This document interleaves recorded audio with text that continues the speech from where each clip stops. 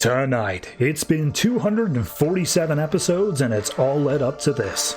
The end of an era and the rebirth of another. All that and more tonight on the Not So New 52.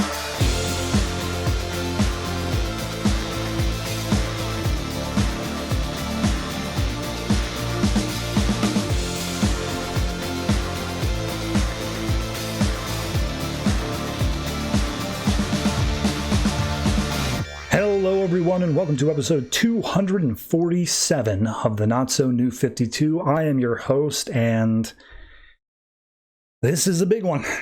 This is a big one. I don't want to say too much up front. I want to mostly save it for my wind out of the show, the ending, because yeah, it's going to be a lot. So I'm going to keep things pretty brief up here. I will say the comics that are coming out, I'm going to say that. But just so everyone is aware, if you are skipping this bit, the Justice League issue that usually I would lead the episode with because of just the sheer importance of it, I'm instead pushing to the end. Thematically, it's relevant to stuff that I say immediately afterwards. So be sure to stay tuned in for that. And then stay tuned in for the ending bit because I've got words.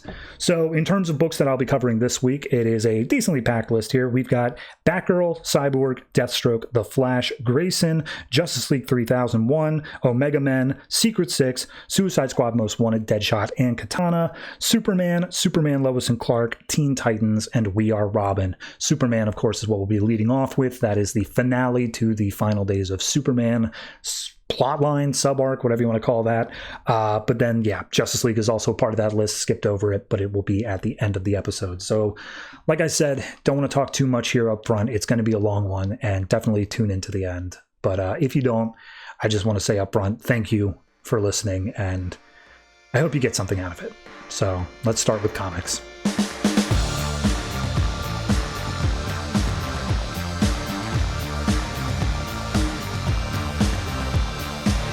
Superman number 52, written by Peter Tomasi, art by Mikel, Janin, and Miguel Sepulveda. This is the finale of all of it, of Superman, of Final Days of Superman, everything going on there. Last issue in Superman Wonder Woman, we basically just started having the fight between Superman and Solar Superman, and Solar Superman was kicking ass. Like, he was absolutely in the lead here.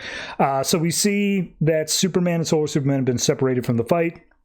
He's choking out Superman, saying, like, tell everyone I'm the real Superman, do that. Superman's like, I'm not going to lie. You're not the real Superman. Like, look, your name is Denny Swan. You're from Minnesota, like all this stuff. And he's like, no, shut up. I'm Superman. You're pretending to be me, all this stuff. There's so many imposters and all this, whatever. And Superman just keeps trying to explain the situation, saying, like, you got hit by some sentient energy that had, like, my genome in it. That's why you think you're me and why you have my powers. But, like, you ain't me, man. I don't know how to tell you that more. And he keeps freaking out, saying, like, no, I remember everything. Kal-El, Krypton, Mom, Pa, Kent, Lois, Perry, all those people. Like, I should be in the Justice League, and for some reason they're trusting you, and that's not right. And he then brings up Diana. It's just like, well, if we share memories and all that, you should know how I feel about Diana and that I love her and I want to marry her. And Superman's like, look, no, stop. You're crossing the line now. And he starts zapping him with his heat vision, which, because he's got kryptonite poisoning, is green at this point. And he's basically saying, like, look, I will do my best to help you and separate you back out into your, like, base parts here. I'll do what I can. And he's like, no, you're just trying to steal it and take away my life. And as Superman's getting the beat down, in finally comes Supergirl from last issue. She starts laying down hits on Solar Superman, giving our Superman just a moment to recover, as Solar Superman then turns around being like, look, I recognize you as my cousin. We're family. But, like, if you're going to do this, then yeah, we're going to be enemies. Fair enough. And then as soon as he hits Supergirl away, just being like, anybody else want to step up? In comes Batman and Wonder Woman. Batman just smacks him with the bat jet. Just boom, crashes into the ground, huge crater. He's down for the count.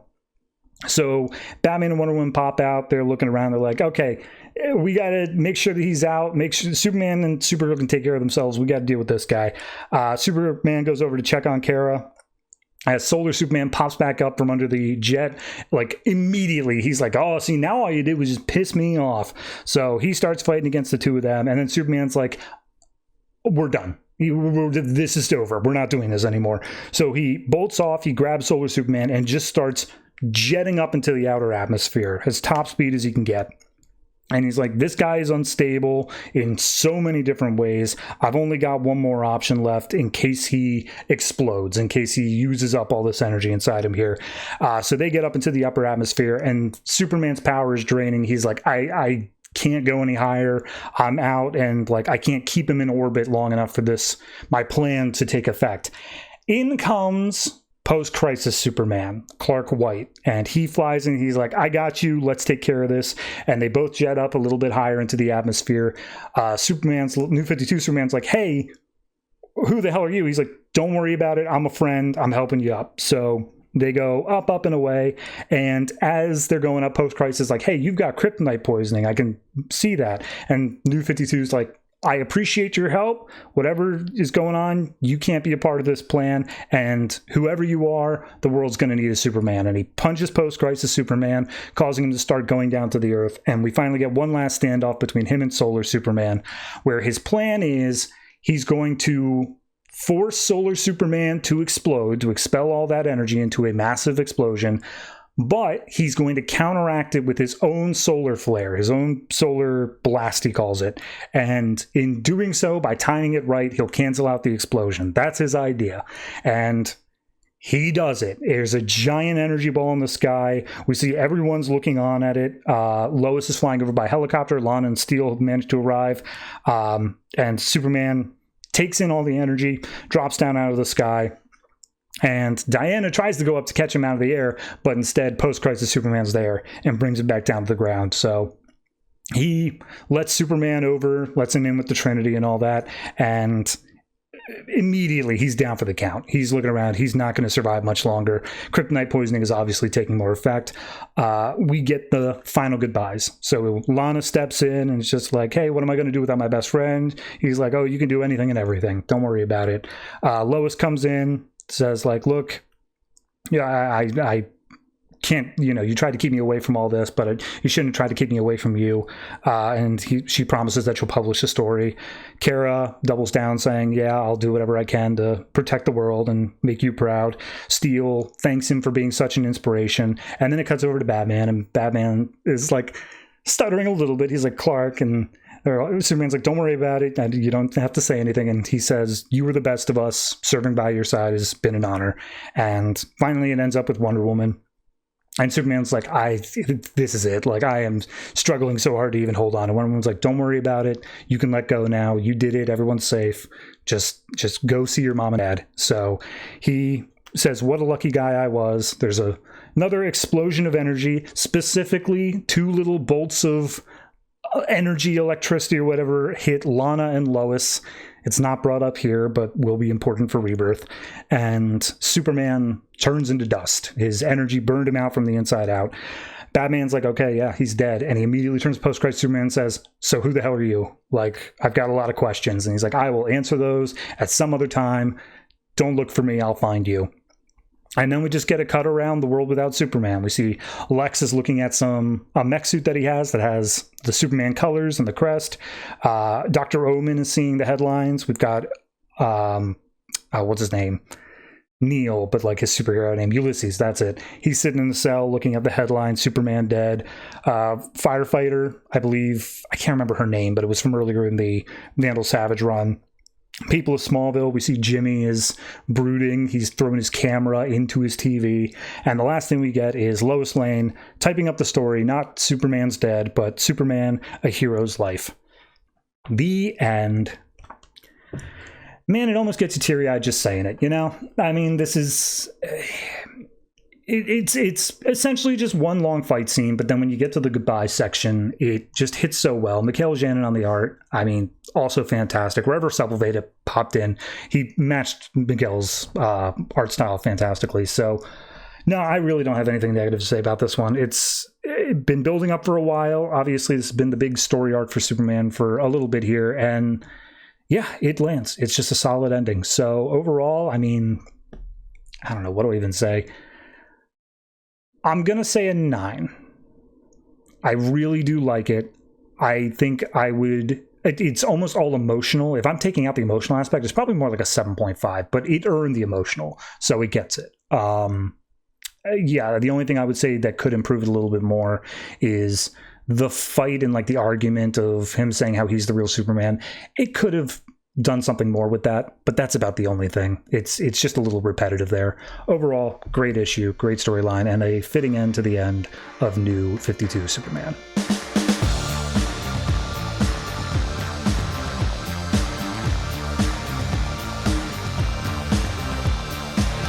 The Omega Men number 12, written by Tom King, art by Barnaby Bagenda. So last issue was the war for the Vega system, all of it going crazy, and we ended off that issue with the Omega Men finally arriving to the Viceroy, to the central hub. And this issue picks up with the Viceroy seemingly remembering / going over letting Kyle into the Vega system and the conversation they had where he's like, yeah, look, Raynor, if you want to go in there, you want to do whatever you want to do, by all means, I'm open to you doing it. But I gotta tell you, you're not gonna make it work. Like, I was the same as you. When I took this job, I wanted to unite the system. I wanted to save everyone.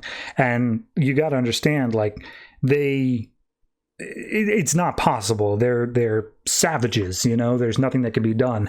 To which Kyle then responds with, well, with all due respect, like, I've seen all over the universe serving with the Green Lantern Corps, and I gotta tell you, like, whatever you think is savages, they have civilization, and all the civilization that you see has savages. We're all one and the same, and as much as you say, you know, I might become one of them, I'm proud to say I already am. So, yeah, we see the Omega Men have made their way deep into the Viceroy's chambers, into the Citadel. However, that they encounter is a safe room, and the Viceroy is hiding behind 2 feet of inertron metal, to which point they're just like, yeah, we don't have the code, there's nothing, but we need to take out the guy. We got to take out the Viceroy because everyone can still rally behind him. All of the opposing forces, the war will not end until he dies. And they turn to Kyle and say, like, all right, cut through it. And Kyle's like, no. This is, look, everything else has been hard, but functionally possible. This is impossible. I once watched Hal try to cut through 2 inches of inertron and nearly killed him. So, like, no, this is not feasible. And Kalista comes up and is just like, hey, I hear what you're saying, but, like, really, though, more people are going to die out there the longer you don't do this. So not only do you need to do it, you're capable of doing it, because you have no idea what you're capable of. And Kyle steps up, he flashes his ring, he says the end is here, over and over, getting more and more pumped, building himself up until eventually, yeah, he does it. He straight up blows apart the inertron safe room, and the Viceroy's just sitting inside like, may it please Omega. Scraps immediately takes a shot, shoots him in the gut. And she is like, I get the kill. I'm the one doing this. He killed my mother. He killed my people, killed my planet, killed Brute, and now he's going to be the one that dies. However, as she's about to pull the trigger, Kyle comes up and like pushes her out of the way a little bit, causing the shot to misfire. And he's like, he's not armed. He's not fighting. We can put him on trial. We could make an example of him. We can do all this stuff, but we cannot kill him. And immediately they're all like, what are you talking about, man? This is the only way. This is what has to happen. And he's like, no, look, my ring's out of energy. I can't do anything to physically stop you. It's just going to be my words here. And like, the Viceroy, I've seen everything. I need you to understand, like, I know all this stuff. I know what he is. I know what we are. We are not him. We can be better than him. If he's the alpha, then we have to be the omega. And there's a nice little pause on that panel. We see Scraps is wrestling with it. And as the Viceroy seems to be making his peace with his death, Scraps gets all pissed, pulls the gun aside, fires off a shot, and basically says, there's always a third way. And Scraps is like, you hear that? Despite everything you did, I'm forgiving you. I'm letting you up. I'm letting you out. And the Viceroy just gets pissed, just saying, forgive me? Forgive me for what? And he points to each of the members. He's like, Tigor, you were going to martyr yourself to kill me. I took you in and raised you. Primus, all of the Citadel wanted your little peaceful protests to be stomped out and murdered. I was the one who convinced them to allow you to continue because it would bring your planet to possibly a higher heights than it had before. And Callista, I give your father and all your people protections when you've been slaughtering all the natives on your planet for God knows how long. And then he turns to Scraps and is like, and I gave your mother the opportunity to sacrifice herself, her entire race, to save the entirety of the system. And then he turns to Kyle and it's just like, and you, oh, don't think I forgot about you. I told you straight up when all this started here that I was happy to let you give this a shot. And even after you turned native and you did all this stuff here, that you think that somehow I'm still the bad guy in all this, that I'm the one who has been working against you. Screw all of you. I was the only one who was even kind of on your side through all of this. That's the whole reason you managed to get here. And Tigor sees all this and it's just like, yeah, no, we're not him. This is pathetic. We're better than him. And Callista's like, all right, yep, very good. We all understand we're better than him. Fantastic. And she steps up, pulls out her sword and says, now that we understand forgiveness, please forgive me. And cuts off his head and just says, there, it's done. I win. So one by one, they all exit the room singing that song of Omega and the we are the cursed and beggar, you are the end, the Omega. And Kyle's the only one left standing there. And he starts to do the lantern oath. He says, in brightest day, darkest night. And he just trails off. He's like, nah, that ain't right. Eventually, he pulls out his crucifix. He starts doing, I believe, the Lord's Prayer in Spanish. And even as he does that, he starts trailing off. And he's like, this was too much. And he lets the crucifix fall into the pool of the Viceroy's blood as it starts to spread out among him. And we see just this long 9-panel sequence of him exiting the ship that he's on, exiting the Citadel. And all the while, there's a narration from the head of the Galaxy's committee or something like that. Basically, he's just saying, like, good job, Raynor. Like, we heard about all your stuff out in the Vega system. I mean, that Viceroy guy seemed to be truly 100% evil. All that, like, genocide stuff, totally. Like, you needed to free those planets. Absolutely. You're absolutely a hero. But here's a question. It's been a while since all that happened. We're time skipping ahead. Have you kept in touch? Have you kept on seeing what your Omega men have done since then? Tigor was leading his people, but without there being the larger war to rally behind, they fell into infighting, and now he's once again just on the run from his own people. Primus was elected governor of Egyptu, and he was a peaceful protester before, but when people were protesting against his election as governor because of his breaking his peaceful protesting thing, he had them executed, and there's like 500 dead people because of him, unarmed civilians. Scraps has basically gone missing. No one knows where she is. She's just disappeared to the wind. And Callista, she's taken over basically in the Viceroy's position, acting as the ruler of the 5 free worlds of Vega.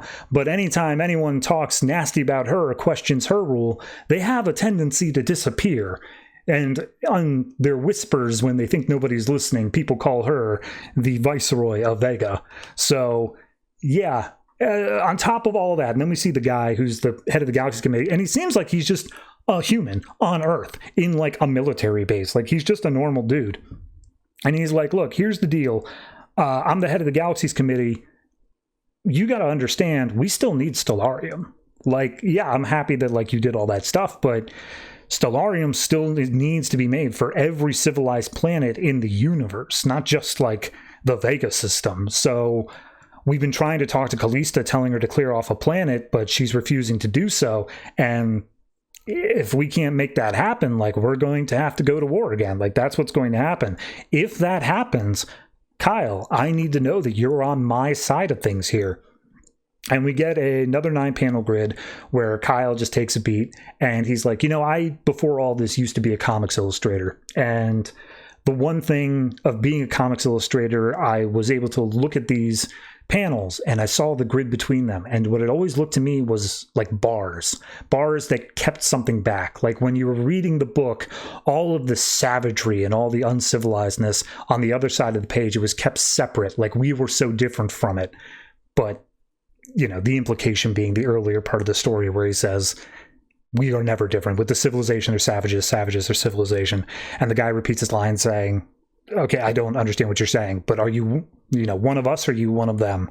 And that's where the book leaves off, basically on a pessimistic note saying, like, the system keeps turning, the wheel keeps turning, and it keeps happening. No, I love this book. This book was fantastic beginning to end, because it doesn't, like, yeah, it's theoretically uplifting. Our protagonists survive for the most part, and they have managed to succeed in their thing. But then it does that bit where it's like, and then what happens? How do people, once they get into a position of power, maintain their power? And the answer is, it always ends up being something like this. And that's something you don't get out of a lot of books. You know, you get your like Supermans are just like, oh, we'll do it through truth and justice. And it's like, no, these are fallible people. Like they are going to fall into these same things of thinking that they are in the right and thinking that the other people are against them. And it's tragic. It's truly a tragic book. No, overall, I really enjoyed this issue. I don't think it's quite the same highs as that like Reflections issue was, the destruction of the planet, but it's a solid ending. I think it absolutely nails it. So collectively, I think I got to give this one like, I'll give it another 9. I'm still enjoying this fantastic book. It's really is just great. So if you haven't seen Omega Man, by all means, check it out. I know I set the ending there, but the art really sells it more than I ever could.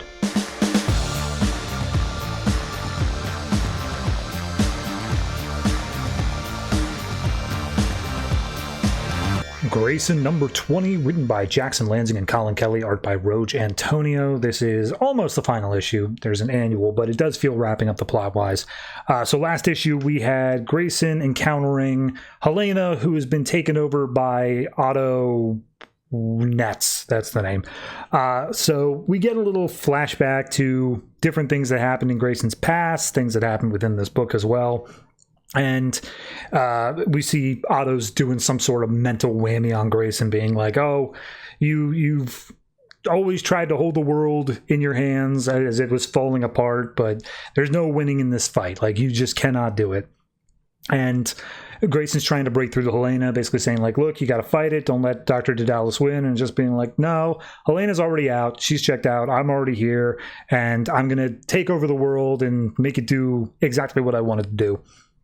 And apparently that is, I'm going to make half of the world Spiral and half of the world Leviathan, and they will all be united in this eternal war. And I will be sitting here in the background, deleted from everyone's minds. No one will even know anything about me. And that way I can continue to rule from the shadows. But in order to do that, I have to get rid of the memory of Helena. So no one's going to remember Helena Bertinelli ever existed anywhere.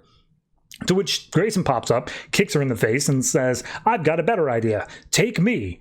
Like, I am trained by Batman. The Court of Owls has been after me for God knows how long. Like, I'm such a better pick. Why not choose me instead? And she basically is just like, oh, you think like you've got this upper hand on me. Like, love makes fools of us all. But you've always had a knack for falling into traps. Of course I'd choose you. Of course that would be what would happen. This isn't even a question. So, again, a mind whammy, whatever the hell is going on, but Grayson seems to let it happen. And we see we're in a white void where Grayson and Helena are. And he goes over, he tries to help Helena up to her feet, just being like, hey, you okay? You got to get up. You got to do whatever you got to do. And she's like, I saw everything you did. I'm sorry I couldn't fight it, but like, what did you do? Why did you do that? And he's like, I was trying to save you. Like, I had to. And she's like, you had no right. I like, don't consider me weak and helpless and all that stuff. I could do whatever. And he's like, fine. Yeah. Okay. Whatever. But then he's like, okay, now what's your plan? Like, clearly you have some sort of brilliant plan that we're all going to be able to get out of this or whatever. And what can I do to make sure you don't screw it up? And he's like, I don't have a plan. I got nothing. And she's like, what do you mean? It's just like, I'm sure that like some other superhero is going to be able to take care of this, whatever. But as it comes for me, like, I've just had mental training by Batman. I've done whatever I could do there. Maybe I have a better shot at fighting against him, but that's really all I got. So you just need to run. You got to get out of here. And she's like, okay, yeah, you're a superhero. I always forget about that. And he's like, yeah, honestly, so did I. The only thing I've ever been thinking about is that night that we shared together. Like, you remember what you said that night? And she says, I want you to remember Nightwing. And then he's like, so I did. So they share a little kiss, and then mind whammy complete. Helena's now free. Grayson is somehow in his outfit. I guess that comes with the mind whammy. And just like, oh, well, I know he told you to run, but, like, you didn't run fast enough, so now that we've traded bodies, I'm just going to kill you anyway, Helena. She ends up spitting on his face, and he's like, being in his mind, I can see all of his memories and whatnot, and I can say with certainty that the only woman he ever actually loved was named Barbara, and she's so much prettier than you. So Helena kicks him in the face, and he's like, whatever, it doesn't matter, and starts up the satellite, the Somnus program, which I gotta hand it to him. I didn't see it coming. Erases all of the references of Dick Grayson from everybody's mind on Earth. Nobody remembers Dick Grayson, which means nobody remembers him being unmasked during Forever Evil. Like, that part is now completely fixed. So, yeah, that happened, and it's like, yep, everyone would ask, who is Dick Grayson? And then the moment he says that, he's brought into another mindscape or whatever, and we see Nightwing's like, oh, your crazy satellite stuff can't help you in here, this is our mind. And Otto's like, what, you think I'm literally in control of all this? You think you can handle me here? And he's like, oh, I don't know. You want to know who Dick Grayson is? And we see 5 different versions of him: Nightwing, Batman, Robin, a trapeze artist, and the Gray Sun, which, I don't know, it's just a different version that ever got played with. So Otto then says, like, oh, you want to see the true version of yourself? And he turns it like a spider creature in silhouette, and they're all like, ew, gross, don't do that. So yeah, one by one they just jump in, start beating him up, saying like, yeah, all right, you can't handle us here, we'll take you out, whatever. And he's like, look, this place is not your playground, I'm gonna end up killing all of you. And he starts spawning giant spiders to take out the different versions of Grayson. Eventually, it's just Nightwing versus Nets. They got a one-on-one battle, and he's like, Otto, you're always forcing yourself into places you shouldn't because you think you're invincible. You're always the one falling into traps. You think I'm afraid of one more leap without a net? And he leans in, and he says, Tsuchigumo, which, of course, is the trigger word of just mind shutdown. And we see it affects both Otto and Grayson simultaneously. For whatever reason, Otto starts fading away more than Grayson. I guess he does just have the stronger mental will. And Otto's like, no, I won't be forgotten. I can't be forgotten. And it all fades to black. Cut to 1 week later, we see Alia, who I believe is Agent 8, I could be wrong there, is in Istanbul. She's trading with some locals when all of a sudden the sniper scope comes up, and we get narration from Tony basically saying, oh, you said I was too kind. You said I was no longer the monster. Check this out. Pulls the trigger and says, goodbye, my love. And then says, Spiral, this is Patron. I am coming back home. So he's now the one in control. Helena's no longer Matron. Dick wakes up in the bedroom, steps outside. He's at St. Adrian's, and Helena greets him saying like, hey, are you Dick Grayson or are you weird Nazi spider guy? And he's like, no, I'm Dick, and you saved me, you got me out of that castle, you did all that stuff. He tries to confirm that this isn't a dream, and he's just like, yeah, look, according to the world, no one remembers Dick Grayson, no one at all, except for a very select number of people. And this is where we get the little out, where apparently when Helena was being controlled, when they were programming the Somnus, she still had at least a little bit of control to put in exceptions for members of the Bat family. So they'll all remember Dick Grayson, and then she also says, and a couple other people. So whoever else we need to remember Dick Grayson, we'll still remember him, but everyone else forgets his secret identity.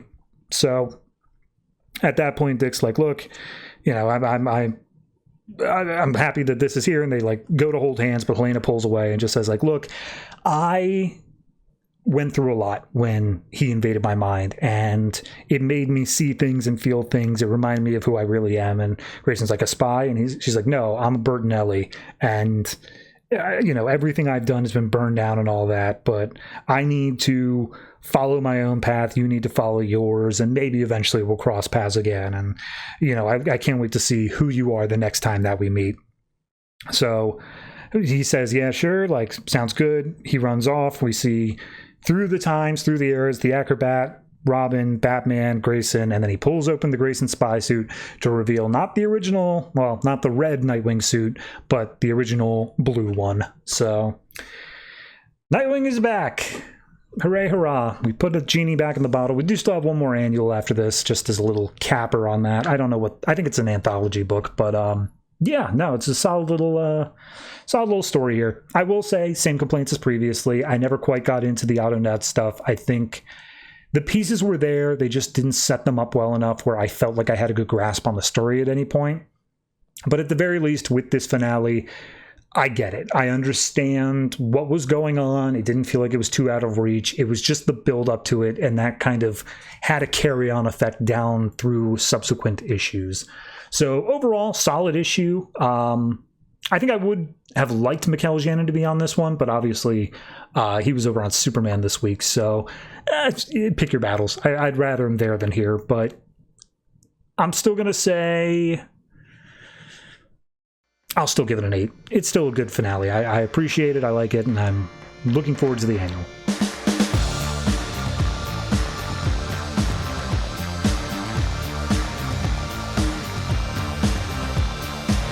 The Flash number 52, written by Van Jensen, art by Jesus Merino. So last issue, in order to protect the people from being attacked by Riddler's drones, Barry revealed himself as the Flash to Riddler and also to, God, I'm already blanking on his name, the police chief, Captain Fry.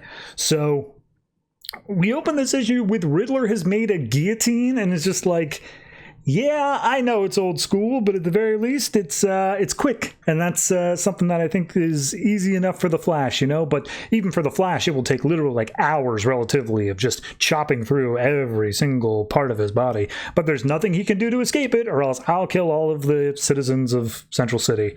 So at that point, Captain Fry is just like, oh gosh, I've never thought that Barry was the one. And just like, yes, well, you handled that, Captain Fry, but let me remind you of all the stakes. Yes, not only are the people being threatened with the drones with guns on them, but if anything happens to take out those drones as well, I've still got the nuclear option of Heatwave, who has been primed to go supernova. So, ha ha ha ha, I win.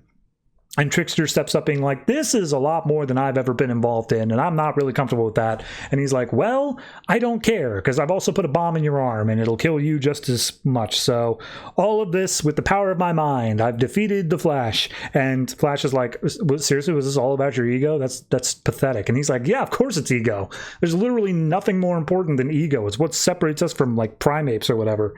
So he gets a drone ready and gets over like TVs and radios and stuff and says like, hey, Central City, in less than an hour, I will be executing the Flash and I will reveal who it is as well to all of you there. So be sure to tune in. And Iris and Wally hear this and just like, okay, Iris needs to run off, go take care of that, see if there's anything she can figure out. And then Wally's like, I'm not just going to stand here and let this happen. I can do something too. And he sees the drone outside the windows train on him, and he activates his speed abilities, which immediately activates the alarm of speed anomaly detected. And then he tears it apart, to which Riddler's like, I'm sorry, what? A speed anomaly? Oh, okay, I get it. And then he starts putting more pieces together that don't exist. And he's like, this guy, Barry Allen, is clearly not the Flash. He was brought in as an imposter, maybe to try to, like, get Captain Fry to, like, betray his police things or whatever. Stupid idea, Barry. I'm gonna go and I'm gonna take care of this other one. So Captain Fry does take the opportunity to get Barry out of the guillotine and is like, I don't know why you're working with the Flash. We can deal with that later, but you've clearly got an in with him. Go tell the Flash that we need to keep fighting. Don't stop. And he's like, okay, sure. So we then go over to the hospital room, or sorry, the basement where Golden Glider is being kept. She's still in her coma. Trickster shows up saying, hey guys, things were crazy over there. Can I talk? And immediately Captain Cold's like, no, screw you. We're freezing you, and we'll probably kill you. And he's like, no, look, I was forced to do all that. Riddler put a bomb in my arm. He also has Heatwave. Heatwave's alive. We got to go deal with that. And then the Flash shows up with Pied Piper, just like, I can confirm everything he's saying. He's on the up and up. Rogues, we need to work together with you. And he grabs hold of Trickster's arm, which he says there was a weapon in here that interfered with Golden Glider's ability to like astral project. Maybe we can reverse engineer it. And he does some weird techno stuff, has Trickster fire it over at Lisa, and she starts glowing gold for a second, and then she wakes up from the coma. She's perfectly fine. And she's like, yeah, I heard everything in the coma. I'm fine. Like, we got to get out there. We got to stop Riddler. And then she looks down at her arm and sees that it's translucent and gold. And she's like, well, that's new. So I guess the Riddler at this point has just decided, well, Flash, I don't have a lock on you anymore, so I'm just going to start attacking innocents, and I'm going to like barely miss, but if you don't start coming out, I'm going to stop missing. And as he's doing that threat, out comes Flash saying, with Pied Piper saying like, all right, you won the Flash, here I am. And Riddler just pulls out his phone and says, cool, presses a button. All the drones in the city start converging on the Flash. We see that the rogues come in, Weather Wizard, Pied Piper, they all start doing what they can to knock out as many drones as possible. Riddler just keeps on trying to send in more and more. Like, again, the whole city is now present. Golden Glider is revealed to basically have all of her old Golden Glider abilities, but now she also has a physical form, so that's neat. So they make their way to Riddler's hideout.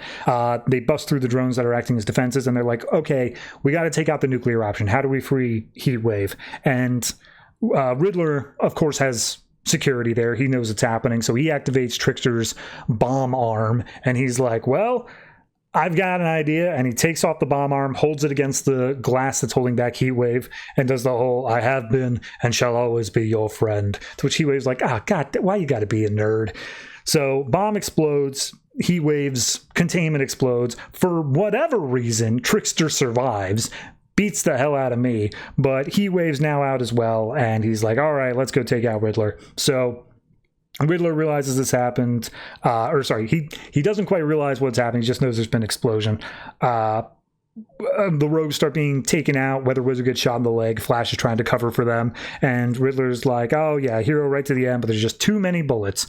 And that's when Heatwave and them show up, take out the rest of the drones, or at least a couple of them, enough to even the odds. And Riddler's like, all right, Flash, fair enough, you took out my nuclear option, but I still have my drones that can kill all the people in Central City. And he's like, yeah, except you've got them all here right now, so watch this. And he just zooms around, breaks all the drones, and says, all right, Riddler, get out of my city. And Riddler's like, yeah, okay, bye. Starts trying to run. Pied Piper has an army of rats standing by, making sure he can't run. And the rogues are like, we're going to kill him. We're going to actually kill him. That's going to happen right now. And Flash is like, no. I'm cool with you guys now. You're on the up and up at the moment, and we can let bygones be bygones. But the moment you guys commit another crime, we're going to have a talk. And so they're like, all right, whatever, fair enough. So they head off, and then Captain Fry comes up saying like, hey, yeah, we'll take Riddler into custody. And Flash is like, what about me, man? You still want me, Barry Allen was talking to me, you still want me put away? And he's like, no, I was wrong. I put the whole city in danger because of it. But like, after everything that happened, like, are you still willing to work with us? And he's like, yeah, probably. But first, I'm going to go for a run. Dun-dun-dun. That's the end. That's the end of the book. I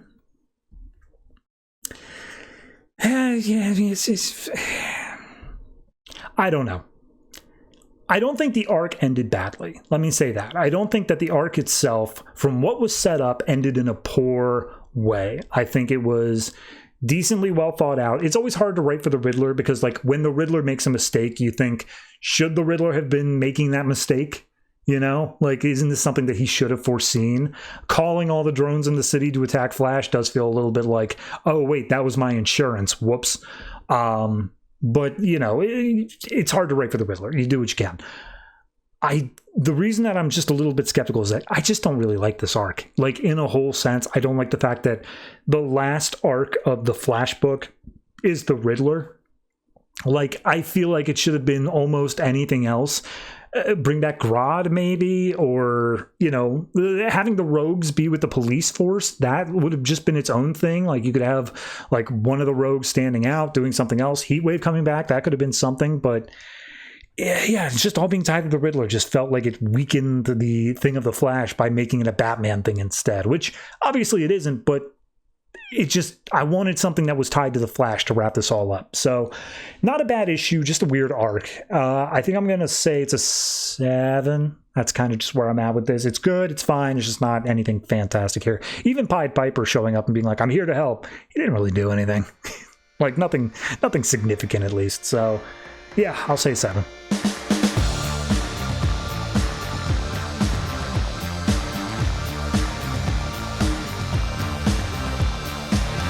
Batgirl number 52, written by Brendan Fletcher, art by Eleonora, Carlini, and Minkyu Jung. So, last issue, we got reintroduced to the Gladius Commander or something from an annual. It's whatever, don't worry about it. The point is, Gotham Academy is under attack because the villain is petty. So, we open up with the Gladius person, and Maps is there just like, what did Gotham Academy ever do to you? And it's like, you guys helped Batgirl during our last thing, so screw you. You're all under attack. And we see that Batgirl is there with Spoiler, Bluebird, Vixen, Black Canary. They're all looking over maps of Gotham Academy and are just like, all right, I know the layout like the back of my hand. I know that we can get in, get out of there without being seen. We just got to be able to make it so that the hostages, all the kids that are there, are not going to be harmed in any way. So we cut back over to the kids who are in the library. One of the kids is like crying, saying like, oh, I want my mom. And the goons are like, oh, shut up. We'll get rough with you or whatnot. And Maps is sitting there talking to Olive, basically saying, hey, like, this is going to be bad. We need to do something before one of us gets killed or whatever. And then she just yells out like, hey, I hope those boots are waterproof because we're a bunch of kids with small bladders and you haven't let us leave yet. And immediately the Gladius commander holds up Maps being like, oh, I'm sorry, you got something you want to say? Because, like, I can absolutely cut you to pieces. And that's where Olive stands up. And for anyone who's not reading Gotham Academy, Olive does have some sort of pyrokinesis to some extent.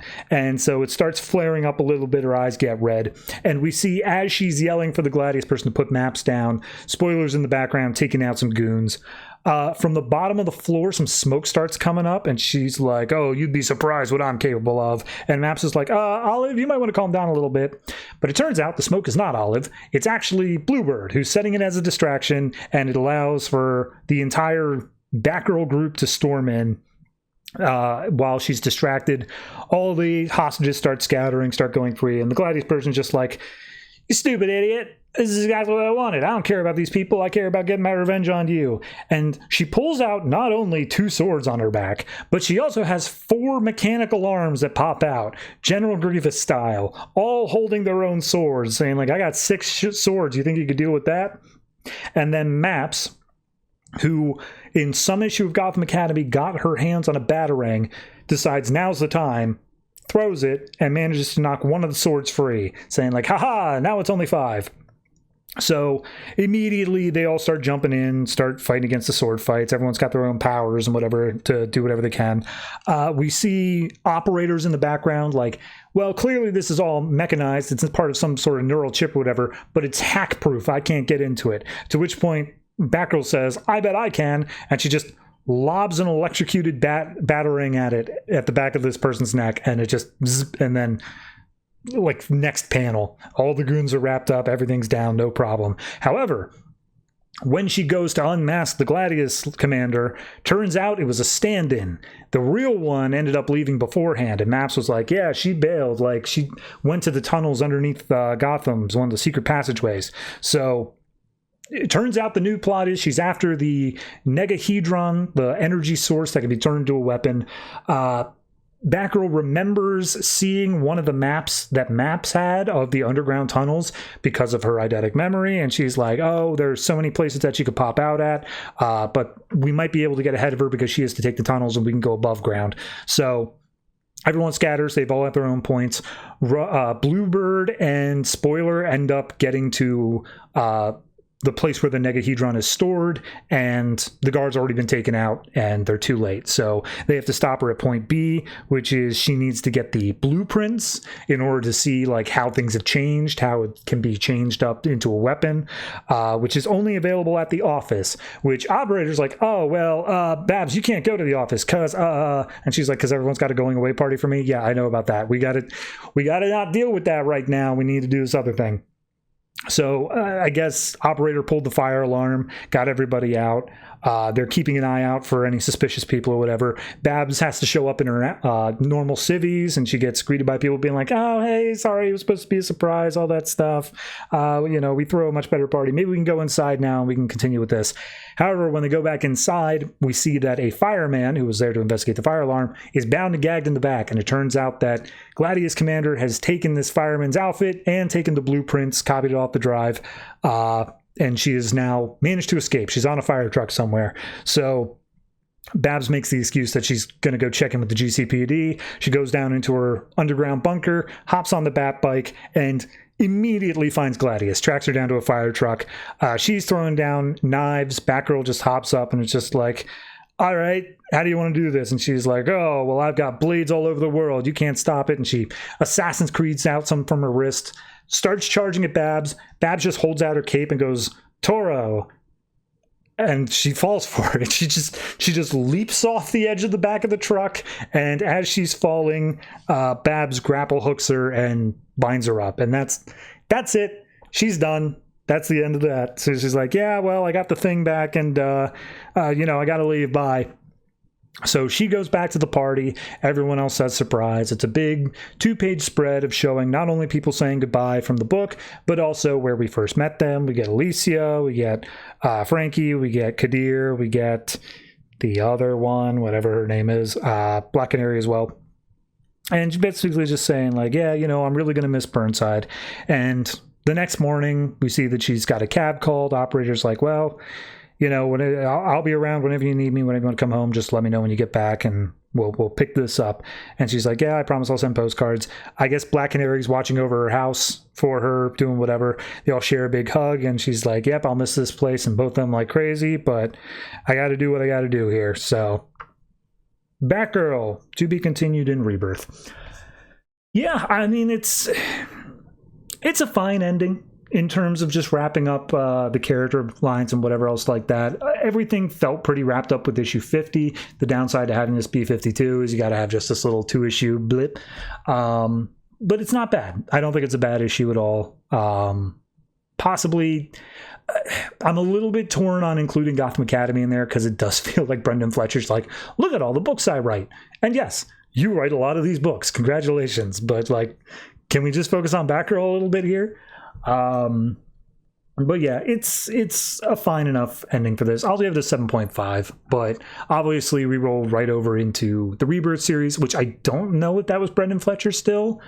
I feel like it was, but I could be wrong. So regardless, decent enough ending to what's been overall a pretty solid book.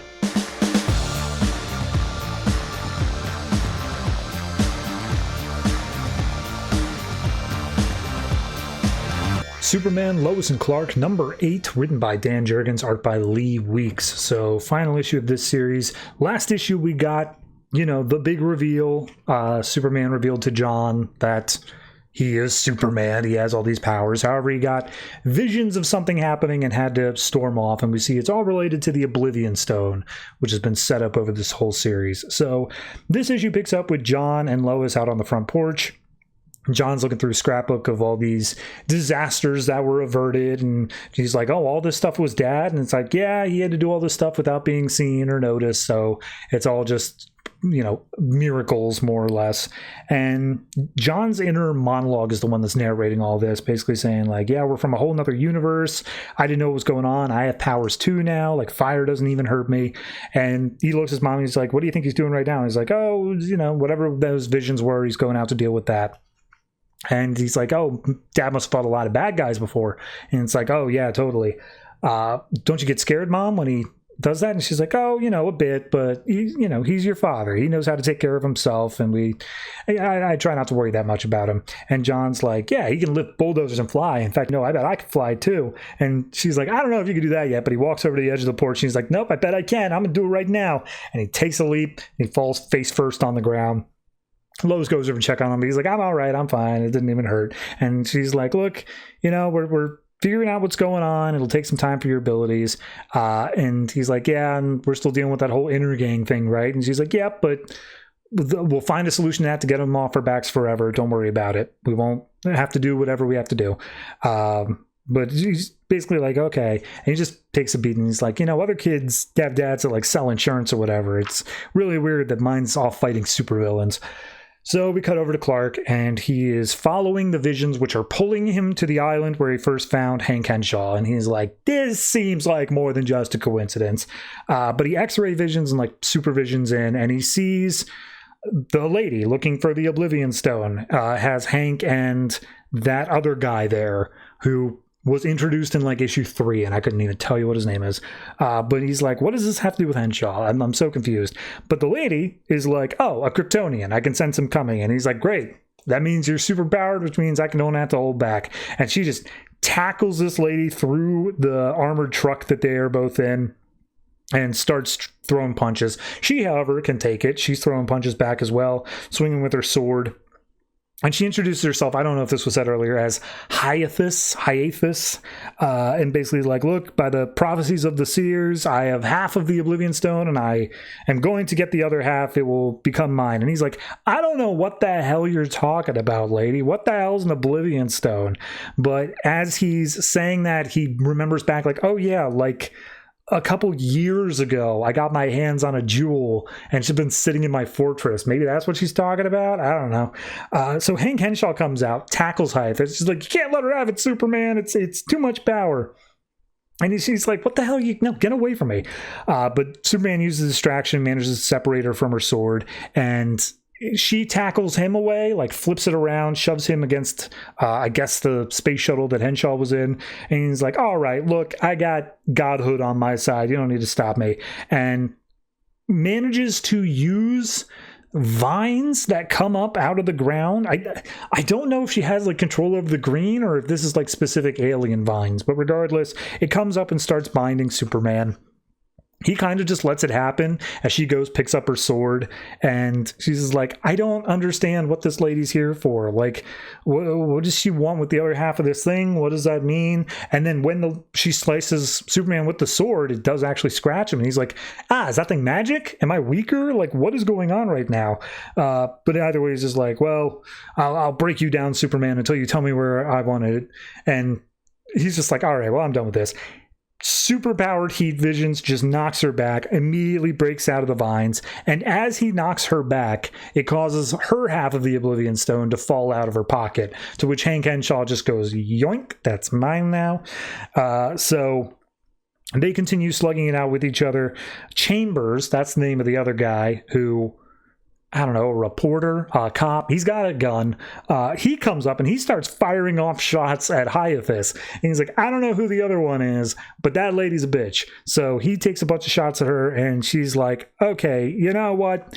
This is dumb. This is stupid. I will end this once and for all. And Superman comes back in, starts throwing down more punches. And he's like, look, if you think that it's a formidable weapon, then you're the last person who should have it. And she's like, you know, this is going to end when one of us is dead, right? And he's like, well, I can promise you it won't be me. And she's like, all right, well, I'm done. And she's like, prophecies say I'll get the Oblivion Stone. It'll happen in due time. It doesn't need to be now. And she just teleports out. So Superman turns back, faces Chambers. Chambers is like, hey, I've been investigating some crazy ass stuff going on around the world, and I have a feeling you might be the one behind it. Who are you? Why are you wearing the Superman S? What's going on here? And he's like, no, and he flies away.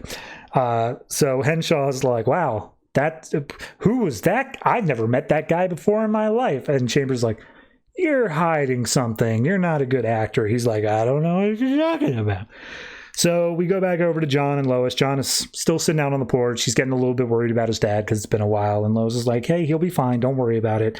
And then all of a sudden the dog starts reacting. And so we realize Superman is back home. He's flying in. And John's like, oh, Dad, you're home. And like, dude, look at your suit. It's all slashed up. He's like, yeah, I fought a lady who had a big warrior sword. No big deal. And Lois is like, and of course you won. He's like, yeah, of course. I mean, more or less. It's more than a draw, I'll say that much. So, you know, they get into more of a talking, and Clark reveals, like, hey, there was a guy, Chambers, who noticed a couple of the things that I've done. He didn't pin it to me, and he doesn't know who I am, but our cover is starting to fade a little bit. We might have to deal with that here. But we find out that the Intergang expose has gone live. It's gone to some law enforcement officials who have made some high-profile arrests.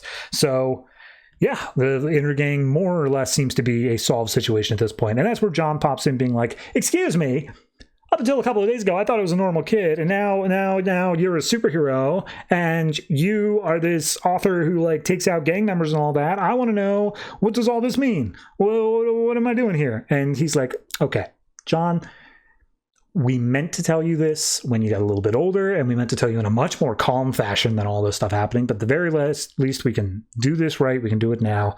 And we go over to the barn that has a cellar in it. And he's like, my mom and dad took me down to the cellar and they showed me something that told me about where I was from and all the stuff that did that. I don't have as much to offer you as they did there, but I do have some things that can help, understand what's going on here. This world is a lot different from the one we came from, and you're just going to have to grow up in that. You're going to have to understand that it's different. The people are not going to embrace you the same way. And he opens up the chest that he pulls out from the cellar. He's like, but, we're not telling you to worry. Everything's going to be okay. You're young. It's hard to make sense of the world, but you're going to be fine. Everything's going to make sense in the end. And he pulls out the old Superman cape, the red one. It's got the crest on the back. And he's like, no matter where bad things happen or anything like that, your mom and I will be there. And he hands over the cape to John, and he's like, you had a cape? You wore a cape? That's awesome. And he ties it around his own neck, and he's like, yeah, I know you guys are keeping me safe, and I know you will, because I'm going to try this again. And he's like, I probably just wasn't trying hard enough. And he focuses, and he really, really concentrates, and Clark is like, you can't just make it happen, son. You have to let it happen. You got to relax. And John relaxes his face, and his parents' face light up as we see he's hovering a good 4 feet off the ground. And they say, oh, we always knew you were a little Superboy. The end. To be continued in Rebirth Superman. It feels like a bit of a rushed ending. I will say the Oblivion Stone stuff, it had a nice long setup, but it feels like it was set up with the idea of this will be continued in whatever comes after this series, where I don't think we ever did. I think it might have been a backup in a really 10 years later. Well, now it's 10 years later. 7 years later sort of thing. So yeah, I mean, it's a fine enough issue. I like it for what it is. I will say I don't think John quite got as much of a character development as I would have wanted him to have. That, I guess, doesn't come until Rebirth, where he gets really solid character development there. But here, it's okay. It just feels like, I don't know, somewhere between the kid that he is and maybe being a bit too understanding of the world at large for his age. But it's not a bad characterization for anything. Anyway, number-wise, not so big on the Oblivion Stone stuff, and that ate up a big portion in the middle. So I'm going to say 7.5. Good, not great, but that's Superman, Lois, and Clark.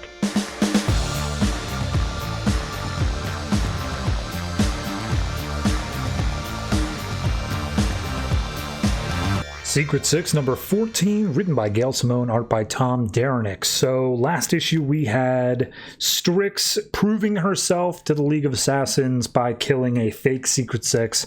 And then the real Secret 6 is like, all right, let's do it. Let's launch our saving mission. So this issue picks up exact same place where we left off. Strix has done all this stuff. Lady Shiva comes in being like, sweet, you did it. Fantastic.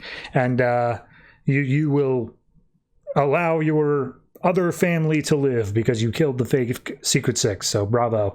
And then a little lackey comes in saying, Miss Shiva, hello, a 70-foot goth girl is currently attacking our headquarters, to which point Strix just smirks, and we see, of course, it's Black Alice. We get a little bit of every character just giving a 1 or 2 pages of monologue here, and she's basically saying, everyone expected, when, my family died or whatever, it seemed like I didn't care. It seemed like I'm goth, I just brush off or whatever. But I wanted to live and I was alone, and these people brought me in and they showed me that that's living. It's coming out of it's being your own person, whatever. And she's saying oh, my people used to tell me to smile more when I was a kid, that I'm prettier when I'm smiling. And maybe they're right, because I'm smiling a lot today. As we see, she's just grabbing assassins and just throwing them or crushing them in her hands.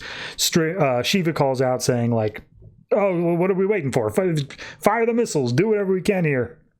and turns over to Strix and is just like, what, you got something you want to say? And Strix types out a message saying, I will not kill for you, will not, and just like repeats it over and over again. And she was like, how dare you, and kicks Strix in the face, knocks her down, being like, do you have any idea how much of an honor this is? Like, one day you are going to be begging to kill for me.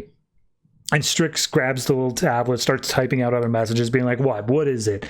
And she's like, you're a turd bird. Your breath smells like poop. Your hair looks stupid. And she's like, all right, well, you know what? Whatever's going on out there, they're all going to die. You rest well, and then tomorrow you're going to lose another family.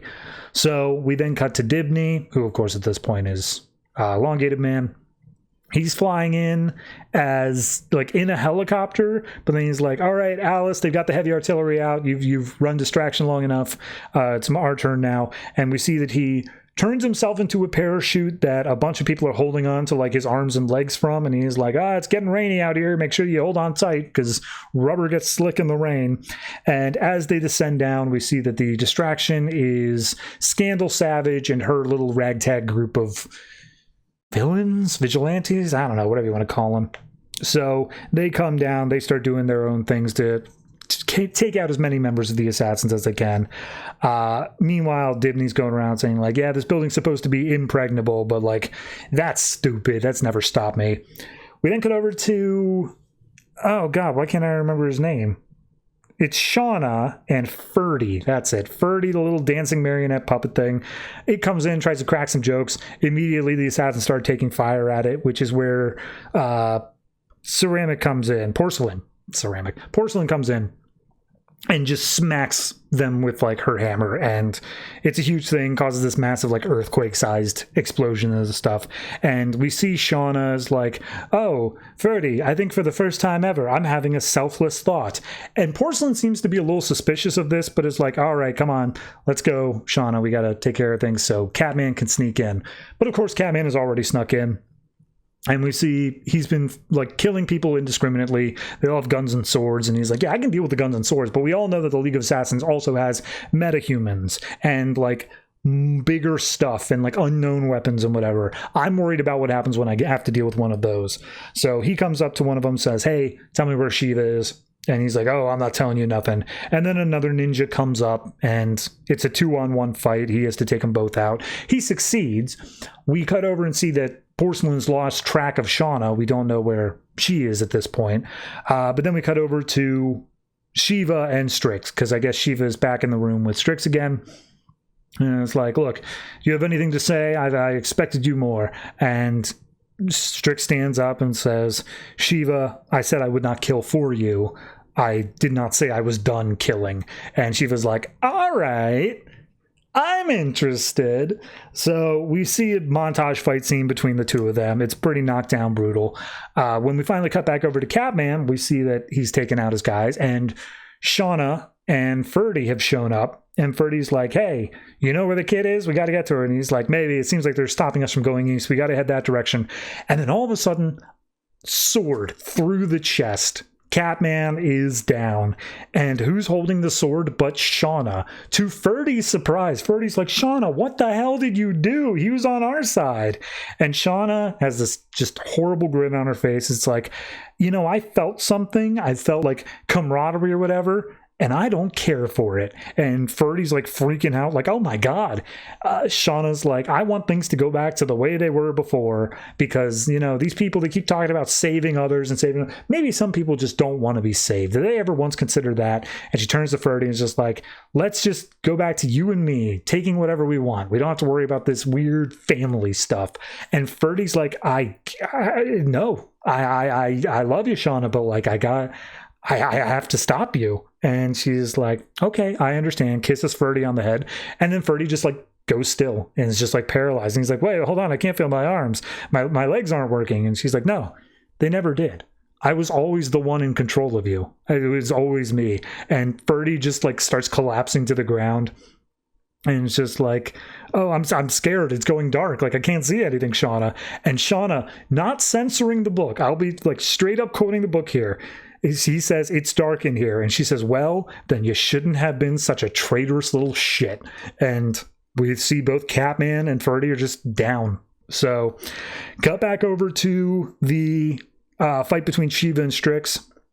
Shiva's landing some solid hits, basically saying, like, look, I just got word we killed Catman. We're killing more every second here. You're going to lose here, and your bonds are what's slowing you down. And as she's saying that, Strix grabs a hold of Shiva's arm and just snaps it in half. And she's like, fair enough, you got me on that one. But, you know, now it's time you learned why they call me Death. And she goes for, like, a final punch. But who should intervene but Catman and the rest of the crew? And they say, hey, we get it. We're all killers here. Like, let's take a break. And she was like, I thought you were dead. And he's like, I'm Catman. I got like 9 lives. It's probably more like 6, but whatever. And he hugs Strix and is just like, hey, Mary, you're safe. Like, we're taking her, Shiva. That's just what we're doing. And she's like, oh, what? You think you can defeat the League? Do you think you can take us all out? And he's like, no. We don't have to. But we do just have to slow you down long enough for Black Alice to do something. And Black Alice is like boosting off magic at this point. She looks like she's got Raven powers at this point. She's like, hey, I can fire this building into the sun with just a thought right now. You really want to go with this?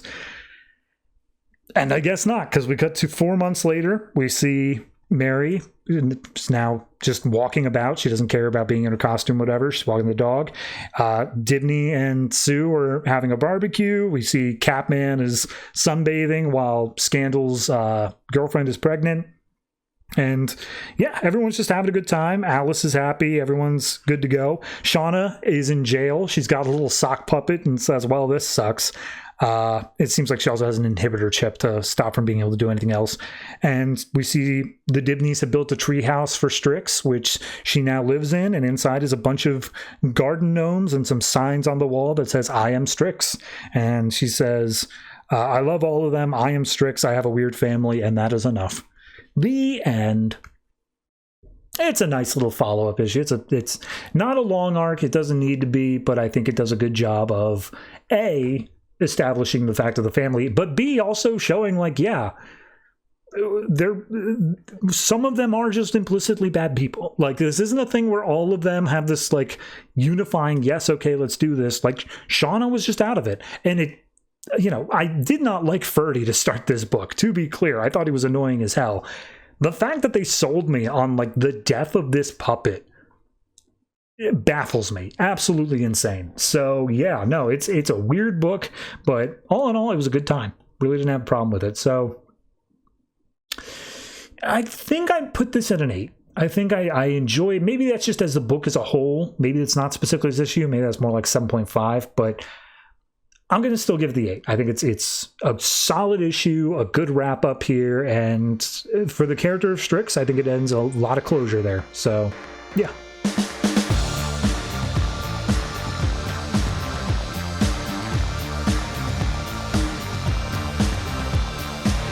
Deathstroke number 18, written by James Bonny, art by Paolo Pantalena. So last issue we had Deathstroke and Rose escaping from Lawman with the assistance of Jericho and Ra's al Ghul. And then this issue is just like, all right, time skip. So we open up in a casino somewhere in Monte Carlo. Deathstroke's just hitting the blackjack tables. He's winning big. And when he finally cashes out, he's like, yeah, I'm just going to head up to the shower and then hit this sack. I am totally exhausted. So we see some assassins overhear that, and Deathstroke's like, yeah, they think they're overconfident that like, oh, that I'm overconfident that all this stuff is not going to be able to get to me. So they enter into my room and they fire into the shower, which is super steamy, and they think they killed me. And then I appear in the back behind them, full Deathstroke gear, and I just start slaughtering all of them. We see one of them gets a call from Victor Ruiz, the previous associate of Deathstroke, saying, hey, Marco, did you kill him? And Deathstroke's like, nah, and I'm coming after you next, man. So then we see what all's happened in the time skip. It's been 8 weeks, and Ra's al Ghul has held Deathstroke and everyone at Nanda Parbat, I believe.